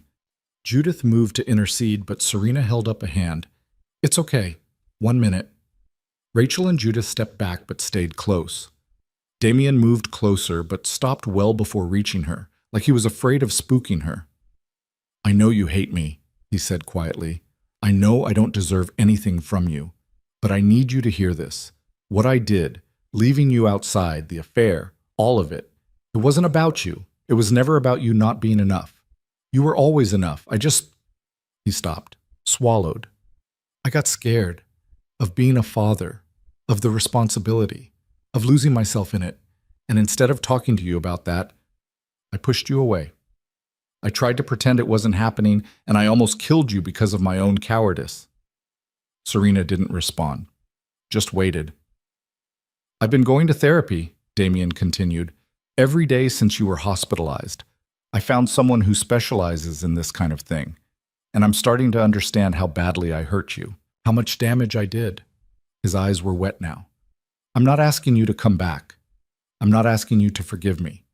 I'm just asking you to believe that I'm trying to change, that I want to be better, for you, for our baby. Words are easy, Damien. Serena's voice was steady, empty of emotion. You've said all of this before in different ways. Actions are what matter. I know, so I'm going to show you, through actions, every day. He took a breath. The house is yours if you want it. I'll move out. I've already told my mother to back off, that she's not to contact you or Rachel or anyone in your life. I'm giving you space like you asked for, and I'm going to keep doing that until you tell me to stop. The judge already ordered you to give me space. I know. But I'm doing it because you asked, not because I was told to. Damien looked at her with something that might have been hope or might have been desperation. Is there any chance? Any possibility that someday you might be able to trust me again? Serena thought about the question, really thought about it. Tried to imagine a future where Damien's words matched his actions, where he proved himself reliable, where she could look at him without seeing the gate and the cold in Caroline's car driving past. I don't know, she said finally. Maybe, but it's going to take a lot more than therapy and promises. I know. I'll do whatever it takes. Then start by leaving me alone unless it's about the baby. No texts about us. No calls begging me to reconsider. Just space. Real space. Damien nodded. Okay. Space. I can do that. He turned to leave, then stopped. Serena, when the baby comes, I want to be there.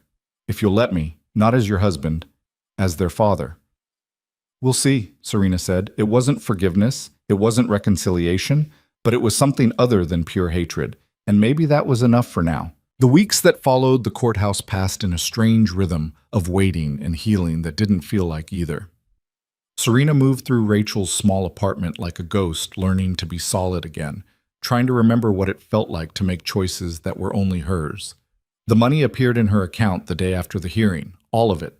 The joint accounts unlocked, the credit cards reactivated, and the first spousal support payment deposited exactly when Judith said it would be. Damien kept his word about that, at least. He also kept his word about space. No calls, No texts, except for one message 3 days after the hearing that said simply, "Thinking of you and the baby. Hope you're both well." Serena had stared at it for 10 minutes before deciding not to respond. Rachel had been right about the couch being terrible. Serena's back ached constantly, and the baby seemed to have decided that 3 a.m. was the perfect time for gymnastics practice. But the apartment was warm and safe, and every morning Serena woke up without the weight of Damien's expectations pressing down on her felt like a small victory. Dr. Martinez's follow-up appointment came on a Friday. Serena took the bus to Northwestern Memorial, Rachel having offered to drive, but Serena insisting she needed to prove to herself she could do things alone. The doctor checked her blood pressure, measured her belly, listened to the baby's heartbeat with that practiced expression that gave nothing away. "Everything looks stable," Dr. Martinez said finally. "Blood pressure is still elevated, but not dangerously so. Baby's measuring right on track. How are you feeling mentally?" "Tired, confused, angry sometimes, sad others." Serena paused. "But not like I'm drowning anymore." "That's progress." The doctor made notes on her tablet. "Any contact with your husband?" "No, he's giving me space like I asked." "And how does that feel?" "Weird. I keep expecting him to show up, to push, but he hasn't, and I don't know if I'm relieved or disappointed." Dr. Martinez looked at her over her glasses. "You're allowed to have complicated feelings about him. He hurt you badly, but you also loved him. Those things can be true at the same time. I don't know if I love him anymore, or if I'm just grieving who I thought he was." "Maybe both. And maybe that's okay for now." The doctor handed her a pamphlet. "There's a support group for women going through difficult separations during pregnancy. Meets Tuesday nights at a church near here. You don't have to talk if you don't want to, but it might help to be around people who understand." Serena took the pamphlet mostly to be polite, but that Tuesday she found herself standing outside the church basement, listening to voices inside, trying to work up the courage to walk through the door. A woman about her age stepped out for air, saw Serena hovering, and smiled. "First time? That obvious?" "Everyone looks like that their first time. Like they're about to face a firing squad." The woman held out her hand. "I'm Tasha. Been coming here for 6 weeks. It's not as scary as you think." Serena. "You pregnant or just here for the terrible coffee?" Despite herself, Serena smiled. "Pregnant, 8.5 months. Jesus. And dealing with separation stuff on top of that? You're braver than me. I'm only 3 months and I feel like I'm falling apart." Tasha held the door open. "Come on. Melissa's leading tonight. She's good. Doesn't do the toxic positivity thing." The group was small, maybe 8 women ranging from early 20s to late 40s. They sat in a circle on folding chairs while a woman with kind eyes and gray-streaked hair passed around a box of tissues like she knew they'd be needed. "For those who are new," Melissa said, looking at Serena, "we don't do advice here. We don't fix each other. We just listen and share if we want to. Everything said in this room stays in this room, and if you just want to sit and absorb, that's fine too." The stories that came out over the next hour were painfully familiar. Women whose partners had left when the pregnancy test came back positive. Women whose husbands had affairs because pregnancy made them unsexy. Women who'd been controlled, isolated, financially abused, emotionally destroyed by men who'd promised to love them. When it came around to Serena, she almost passed, but then she thought about standing outside that gate, about the cold, about waking up in the hospital, not knowing if her baby would survive. And the words came tumbling out. She told them everything. The affair, the locked gate, the hypothermia, Helen's threats, the court hearing. When she finished, the room was quiet. Then Tasha said, "Did you press charges?"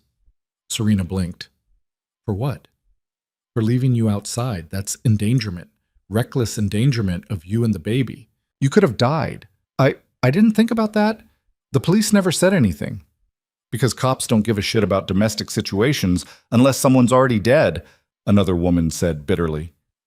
"But you should talk to your lawyer. What he did wasn't just cruel, it was criminal." After the meeting, Melissa pulled Serena aside. "You okay? That was a lot to share first time out." "I'm okay. It actually helped, saying it out loud to people who don't know him, who don't have an opinion about what I should do." "Good. That's what we're here for." Melissa hesitated. Can I give you one piece of unsolicited advice? Sure. Whatever you decide about your husband, whether you stay separated, get divorced, or eventually reconcile, make sure it's your choice. Not his, not his family's, not what you think you're supposed to do for the baby. Your choice. Because you're the one who has to live with it. Serena carried those words home with her on the bus, turning them over in her mind like stones she was trying to understand the weight of. The next day, she called Judith. Can I press charges against Damien for what happened, for leaving me outside? Judith was quiet for a moment. Technically, yes. It could be argued as reckless endangerment or criminal neglect. But Serena, I need you to think carefully about whether that's the path you want to go down. Criminal charges would make any kind of future co-parenting relationship almost impossible, and they'd turn your divorce into a public spectacle. But he almost killed me. I know. And if you want to pursue it, I'll support you. But I need you to be sure it's about justice, not revenge. Because the courts won't see a difference, but you'll have to live with the consequences. Serena thought about it for 3 days. In the end, she decided Judith was right.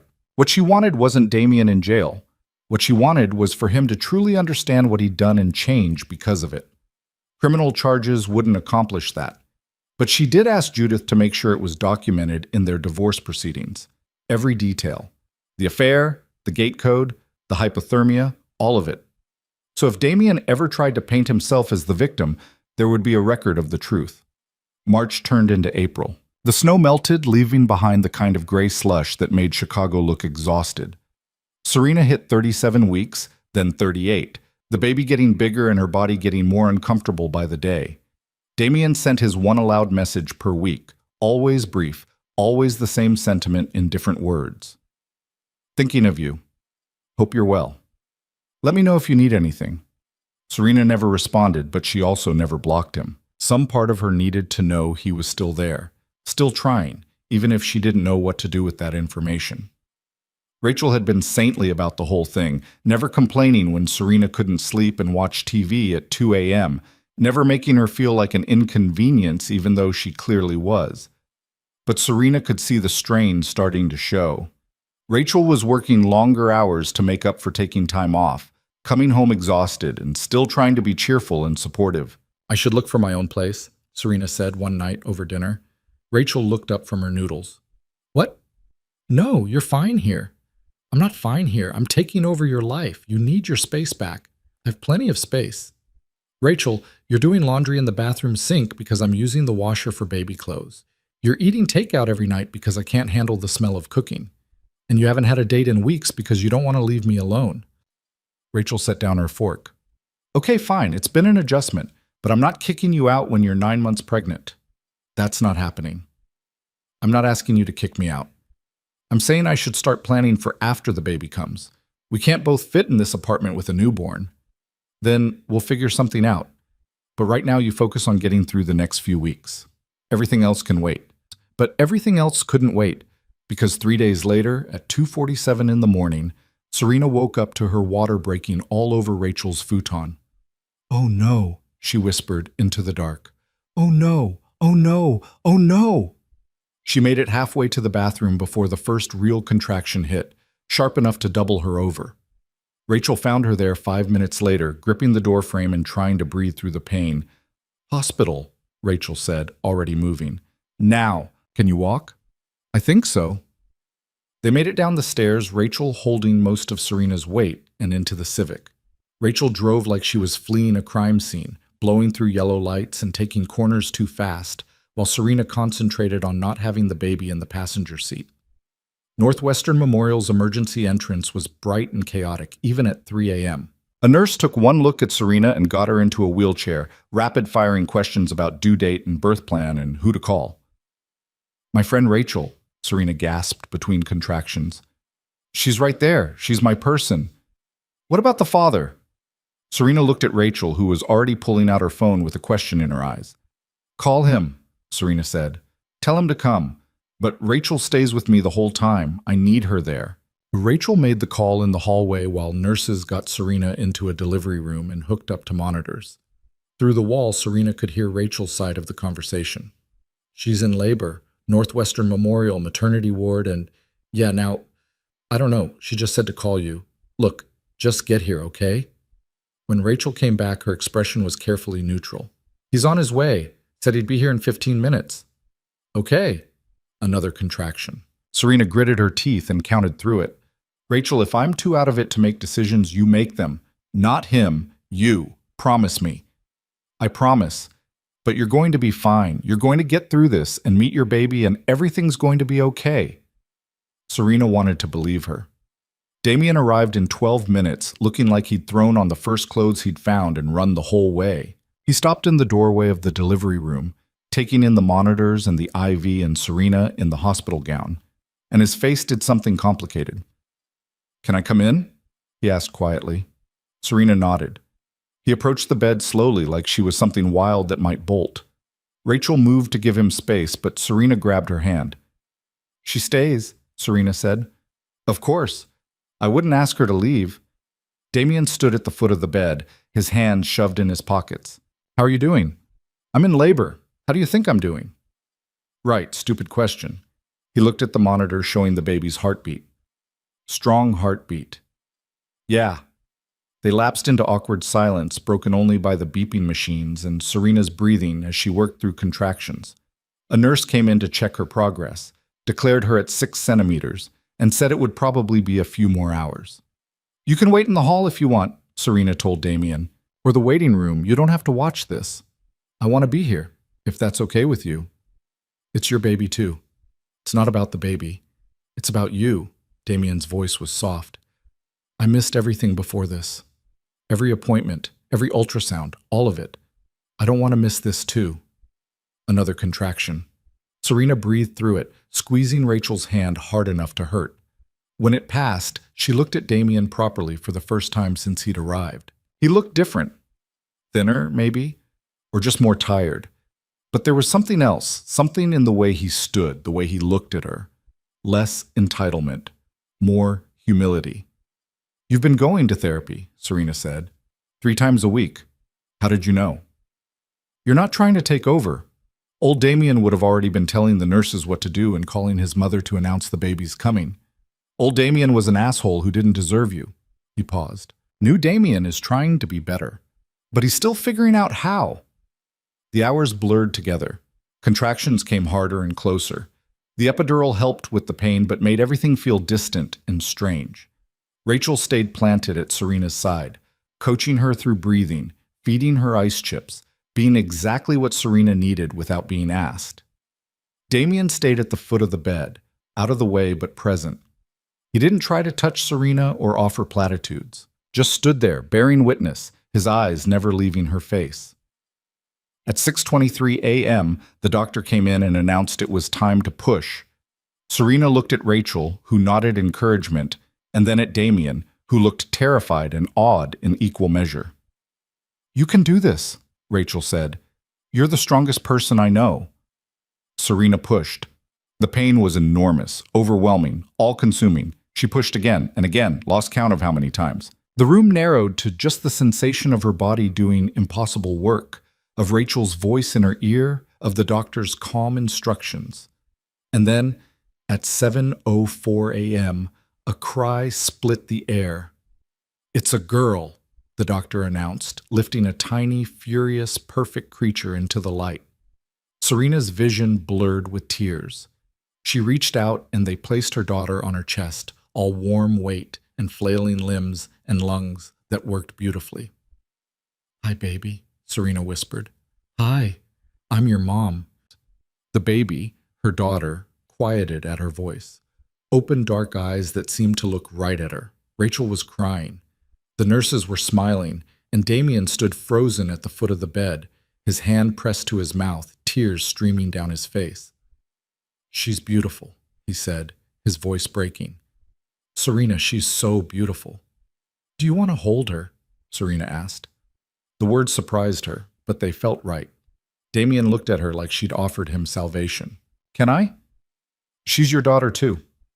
The nurse helped transfer the baby to Damien's arms. He held her like she was made of glass, terrified and reverent, his whole body shaking. Hey, little one, he whispered, I'm your dad, and I'm so sorry I almost wasn't here to meet you. The baby grabbed his finger with her tiny hand. Damien made a sound that wasn't quite a laugh and wasn't quite a sob. I'm going to do better for you, I promise. I'm going to be the dad you deserve. Serena watched him with their daughter and felt something shift in her chest. Not forgiveness, not yet, but maybe the beginning of it. A crack in the wall she'd built around her heart. They named her Maya Rose Voss. Maya because it meant illusion, and she'd come from a relationship that had been built partly on lies but resulted in something true. Rose because Serena's mother had loved roses, and this baby was the first good thing Serena had created that her mother would have been proud of. The hospital kept them for 2 days. Damien visited every day, never staying too long, always asking permission before touching the baby or sitting down. He'd bring things they needed: diapers, wipes, coffee for Rachel, food that wasn't hospital cafeteria mystery meat. On the second day, while Rachel was in the bathroom and the baby was sleeping, Damien sat beside Serena's bed and said, I talked to my mother. Serena tensed. And? Told her if she ever threatens you again, I'll cut her out of my life entirely. She doesn't get to meet Maya until you're ready. And if you're never ready, that's your choice, and I'll support it. How'd she take that? Poorly. But I don't care. I'm done letting her control things. He looked at the baby sleeping in the bassinet. I'm done letting anyone come between me and my family. We're not your family anymore, not the way we were. I know, but we're something, co-parents at minimum, and I'm going to prove to you I can be trusted with that. Words are easy, Damien. I know. That's why I'm backing them up with actions. He pulled an envelope from his jacket and set it on her bedside table. Deed to the house. It's in your name now, free and clear. You can live there, sell it, burn it down, whatever you want. It's yours. Serena stared at the envelope. Why? Because you're right. Actions matter more than words. And I need to start showing you I mean what I say. He stood. I should go. Let you rest. But Serena, thank you for calling me when you went into labor. Thank you for letting me be here. It meant everything. After he left, Serena opened the envelope. The deed was there exactly as he'd said. The house that had locked her out now belonged to her completely. Rachel came back from the bathroom, took one look at Serena's face, and said, What happened? He gave me the house. Like, the whole house, the mansion? The whole thing, Rachel whistled low. Okay, that's a significant action. Yeah. Does it change anything? Serena looked at Maya sleeping peacefully, her tiny chest rising and falling. I don't know. Maybe. We'll see. They brought Maya home to Rachel's apartment on a Tuesday. The car seat installation had taken 45 minutes and required YouTube tutorials, but they'd managed it. Maya screamed the entire ride, her little face red with fury at being strapped into this strange contraption. Is she supposed to cry this much? Rachel asked, sounding panicked. I think so. The book said babies cry when they're uncomfortable. She's been uncomfortable since birth then. This kid has lungs. Getting the car seat up 3 flights of stairs was its own adventure. They ended up taking turns, Rachel carrying Maya while Serena hauled the seat, both of them sweating by the time they reached the apartment. Inside, the space Serena had found cramped, before now felt impossible. Where would the crib go? The changing table? The approximately 8 million things babies apparently needed? We can make it work, Rachel said, reading her mind. People raise babies in smaller spaces than this. Rachel, you've already done so much. I can't keep taking over your life. You're not taking over my life. You're sharing it. There's a difference. Rachel bounced Maya gently. Besides, someone needs to be here to witness you becoming a mom. Might as well be me. The first week was brutal. Maya didn't sleep more than 2 hours at a stretch. Serena's body was healing, but slowly, every movement a reminder of what she'd been through. And the exhaustion was unlike anything she'd experienced, bone deep and persistent. Damien texted every day. How is she? How are you? Do you need anything? Sometimes Serena responded. Sometimes she didn't. He never pushed. On day 8, Serena called him at 3 a.m., too tired to remember why she'd been holding him at arm's length. She won't stop crying, Serena said when he answered. I've fed her, changed her, burped her, everything, and she just keeps crying. Do you want me to come over? Would you? I'm already getting dressed. He arrived 20 minutes later with dark circles under his eyes that matched hers. Serena handed him the screaming baby without a word. Damien took her, held her against his chest, and started walking slow circles around Rachel's living room while humming something low and tuneless. Maya quieted within 5 minutes. "How did you do that?" Serena asked, half amazed, half annoyed. "I don't know. Maybe she just needed a change of scenery." He kept walking, kept humming. "You should sleep. I'll stay with her." "You don't have to eat." "Serena, sleep. I've got her." Serena was too tired to argue. She collapsed on the futon and was out within seconds. When she woke 4 hours later, Damien was asleep on the couch with Maya on his chest, both of them breathing in sync.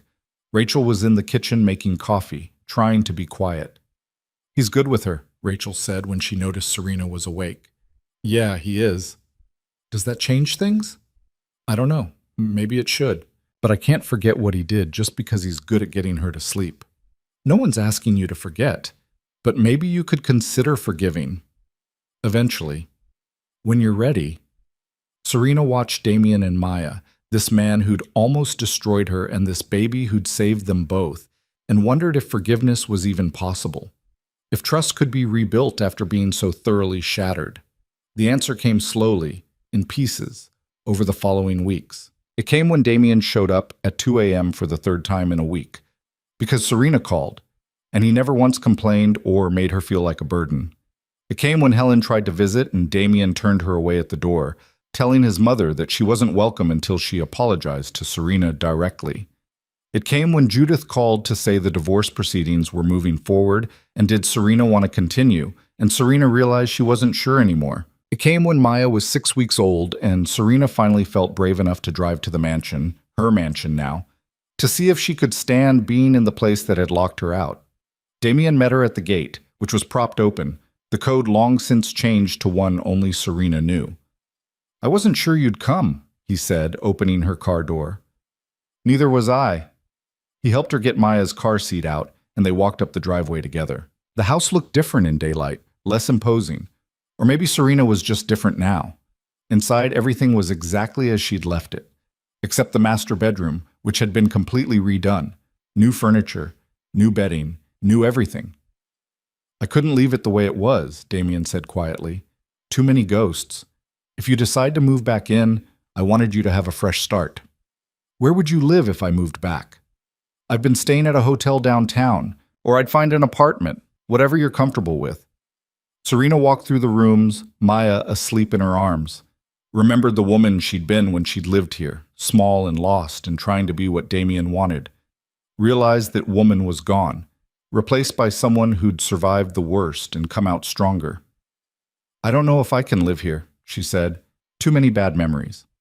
"I understand. We can sell it, or you can rent it out. Whatever you want." "What do you want, Damien?" He looked at her for a long moment. "I want you to come home. I want us to be a family. I want to prove to you every single day that I'm not the man who locked you out anymore." He paused. "But what I want doesn't matter as much as what you need. So if you need me to walk away completely, I will. If you need me to just be Maya's dad and nothing more, I can do that. Whatever you need, I'll give it to you." Serena felt tears building. "I don't know what I need yet." "That's okay. Take your time figuring it out. I'm not going anywhere." They ended up in the kitchen, Damien making tea while Serena fed Maya, the domesticity of it strange and familiar at once. "I'm scared," Serena said suddenly, "of trusting you again, of believing you've changed and then finding out you haven't." "I'm scared too," Damien admitted, "of failing you again, of being the person I was instead of who I'm trying to become." He set a cup of tea in front of her.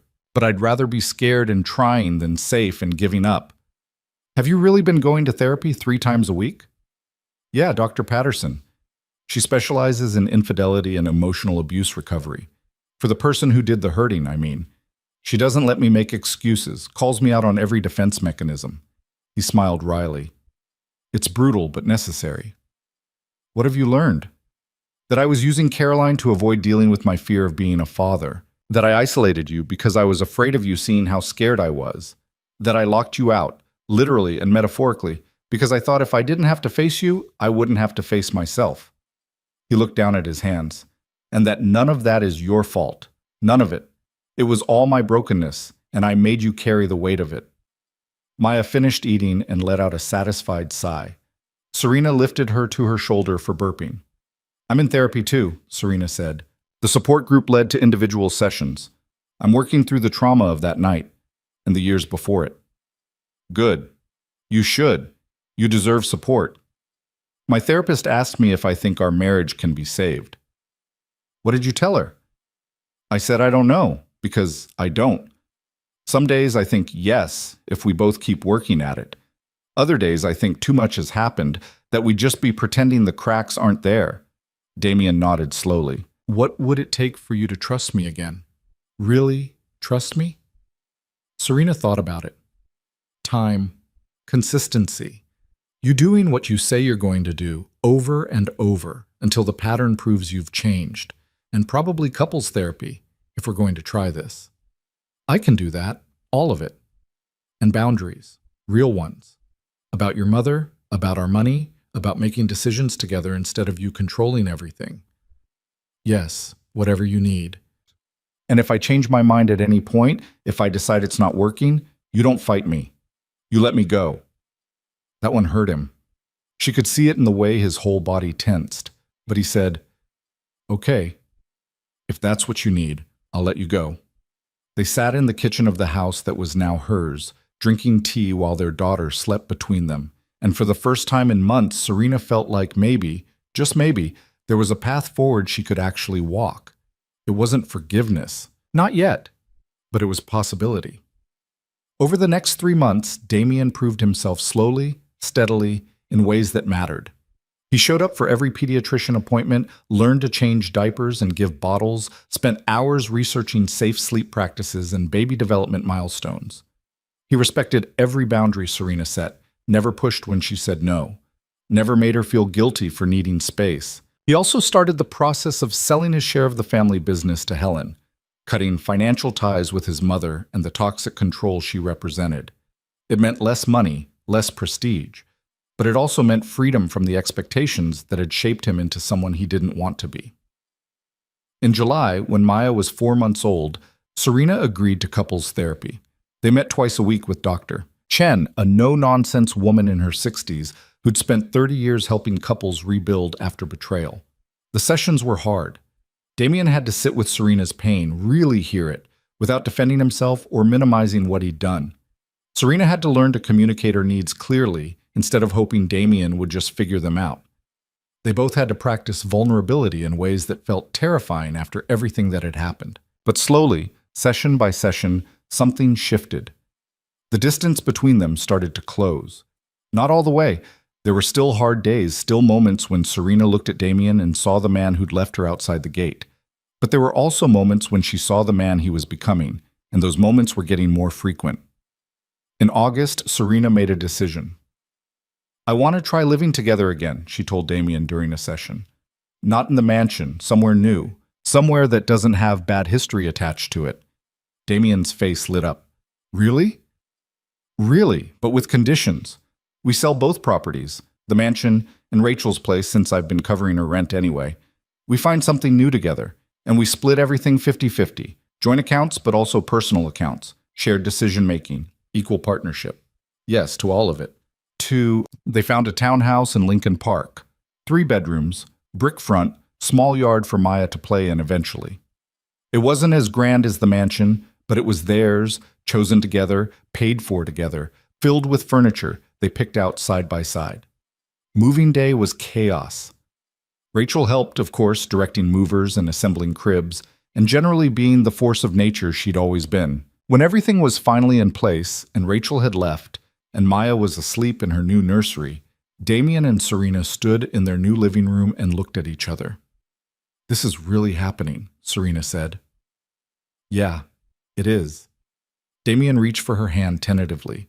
When she didn't pull away, he laced his fingers through hers. I know we're not all the way back yet. I know I still have to prove myself every day. But Serena, I want you to know I'm grateful for this chance, for you not giving up on us even when you had every reason to. I didn't do it for you, Serena said honestly. I did it for me. Because I realized I wanted to see if we could build something better than what we had before, something real. Can we? I think so. As long as we both keep showing up, keep being honest, keep choosing each other, even when it's hard. I can do that. Damien pulled her closer. Can I kiss you? Serena looked at him, this man who'd broken her and was working every day to make amends. The kiss she'd been avoiding for months because she was afraid it would erase what he'd done, make it easier to forget the lessons she'd learned. But she was also tired of being afraid, tired of protecting herself from someone who was genuinely trying to be better. Yes, she said. You can kiss me. The kiss was tentative at first, careful, both of them feeling their way back to something that had been lost.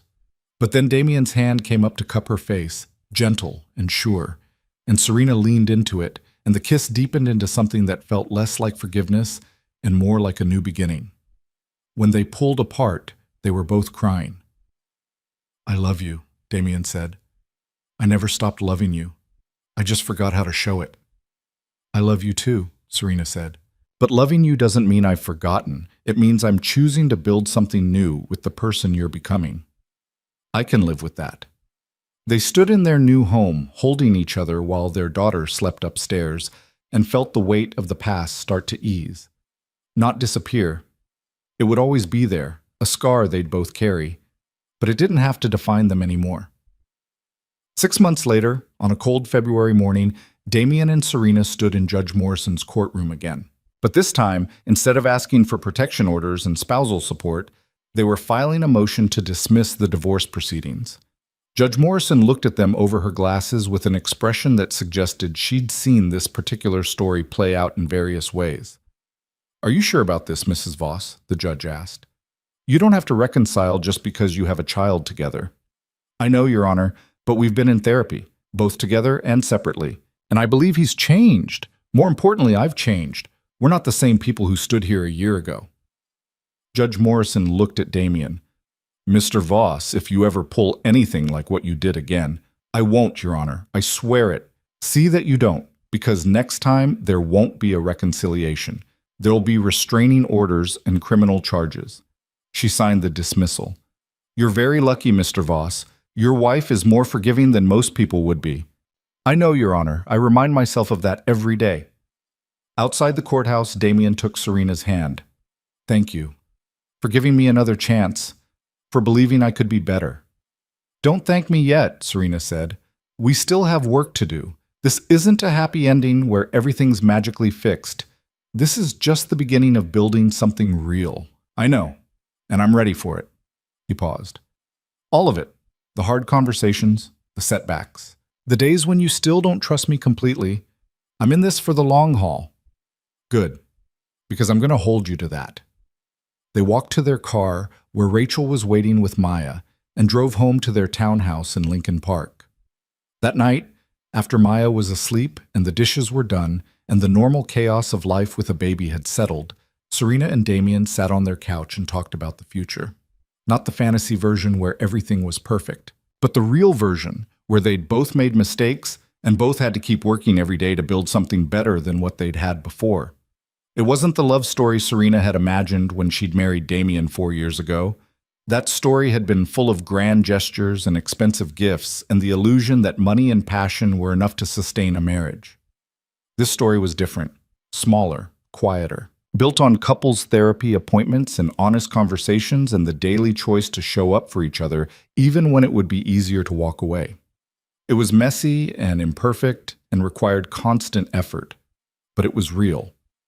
And standing outside that gate in the freezing cold, Serena had learned that real was what she needed. Not perfect, not easy, just real. She looked at Damien, who was looking at her with all the love and regret and hope a person could hold, and she smiled. We're going to be okay, she said. Yeah, Damien agreed, pulling her close. We really are. And for the first time since that terrible December night, Serena believed it.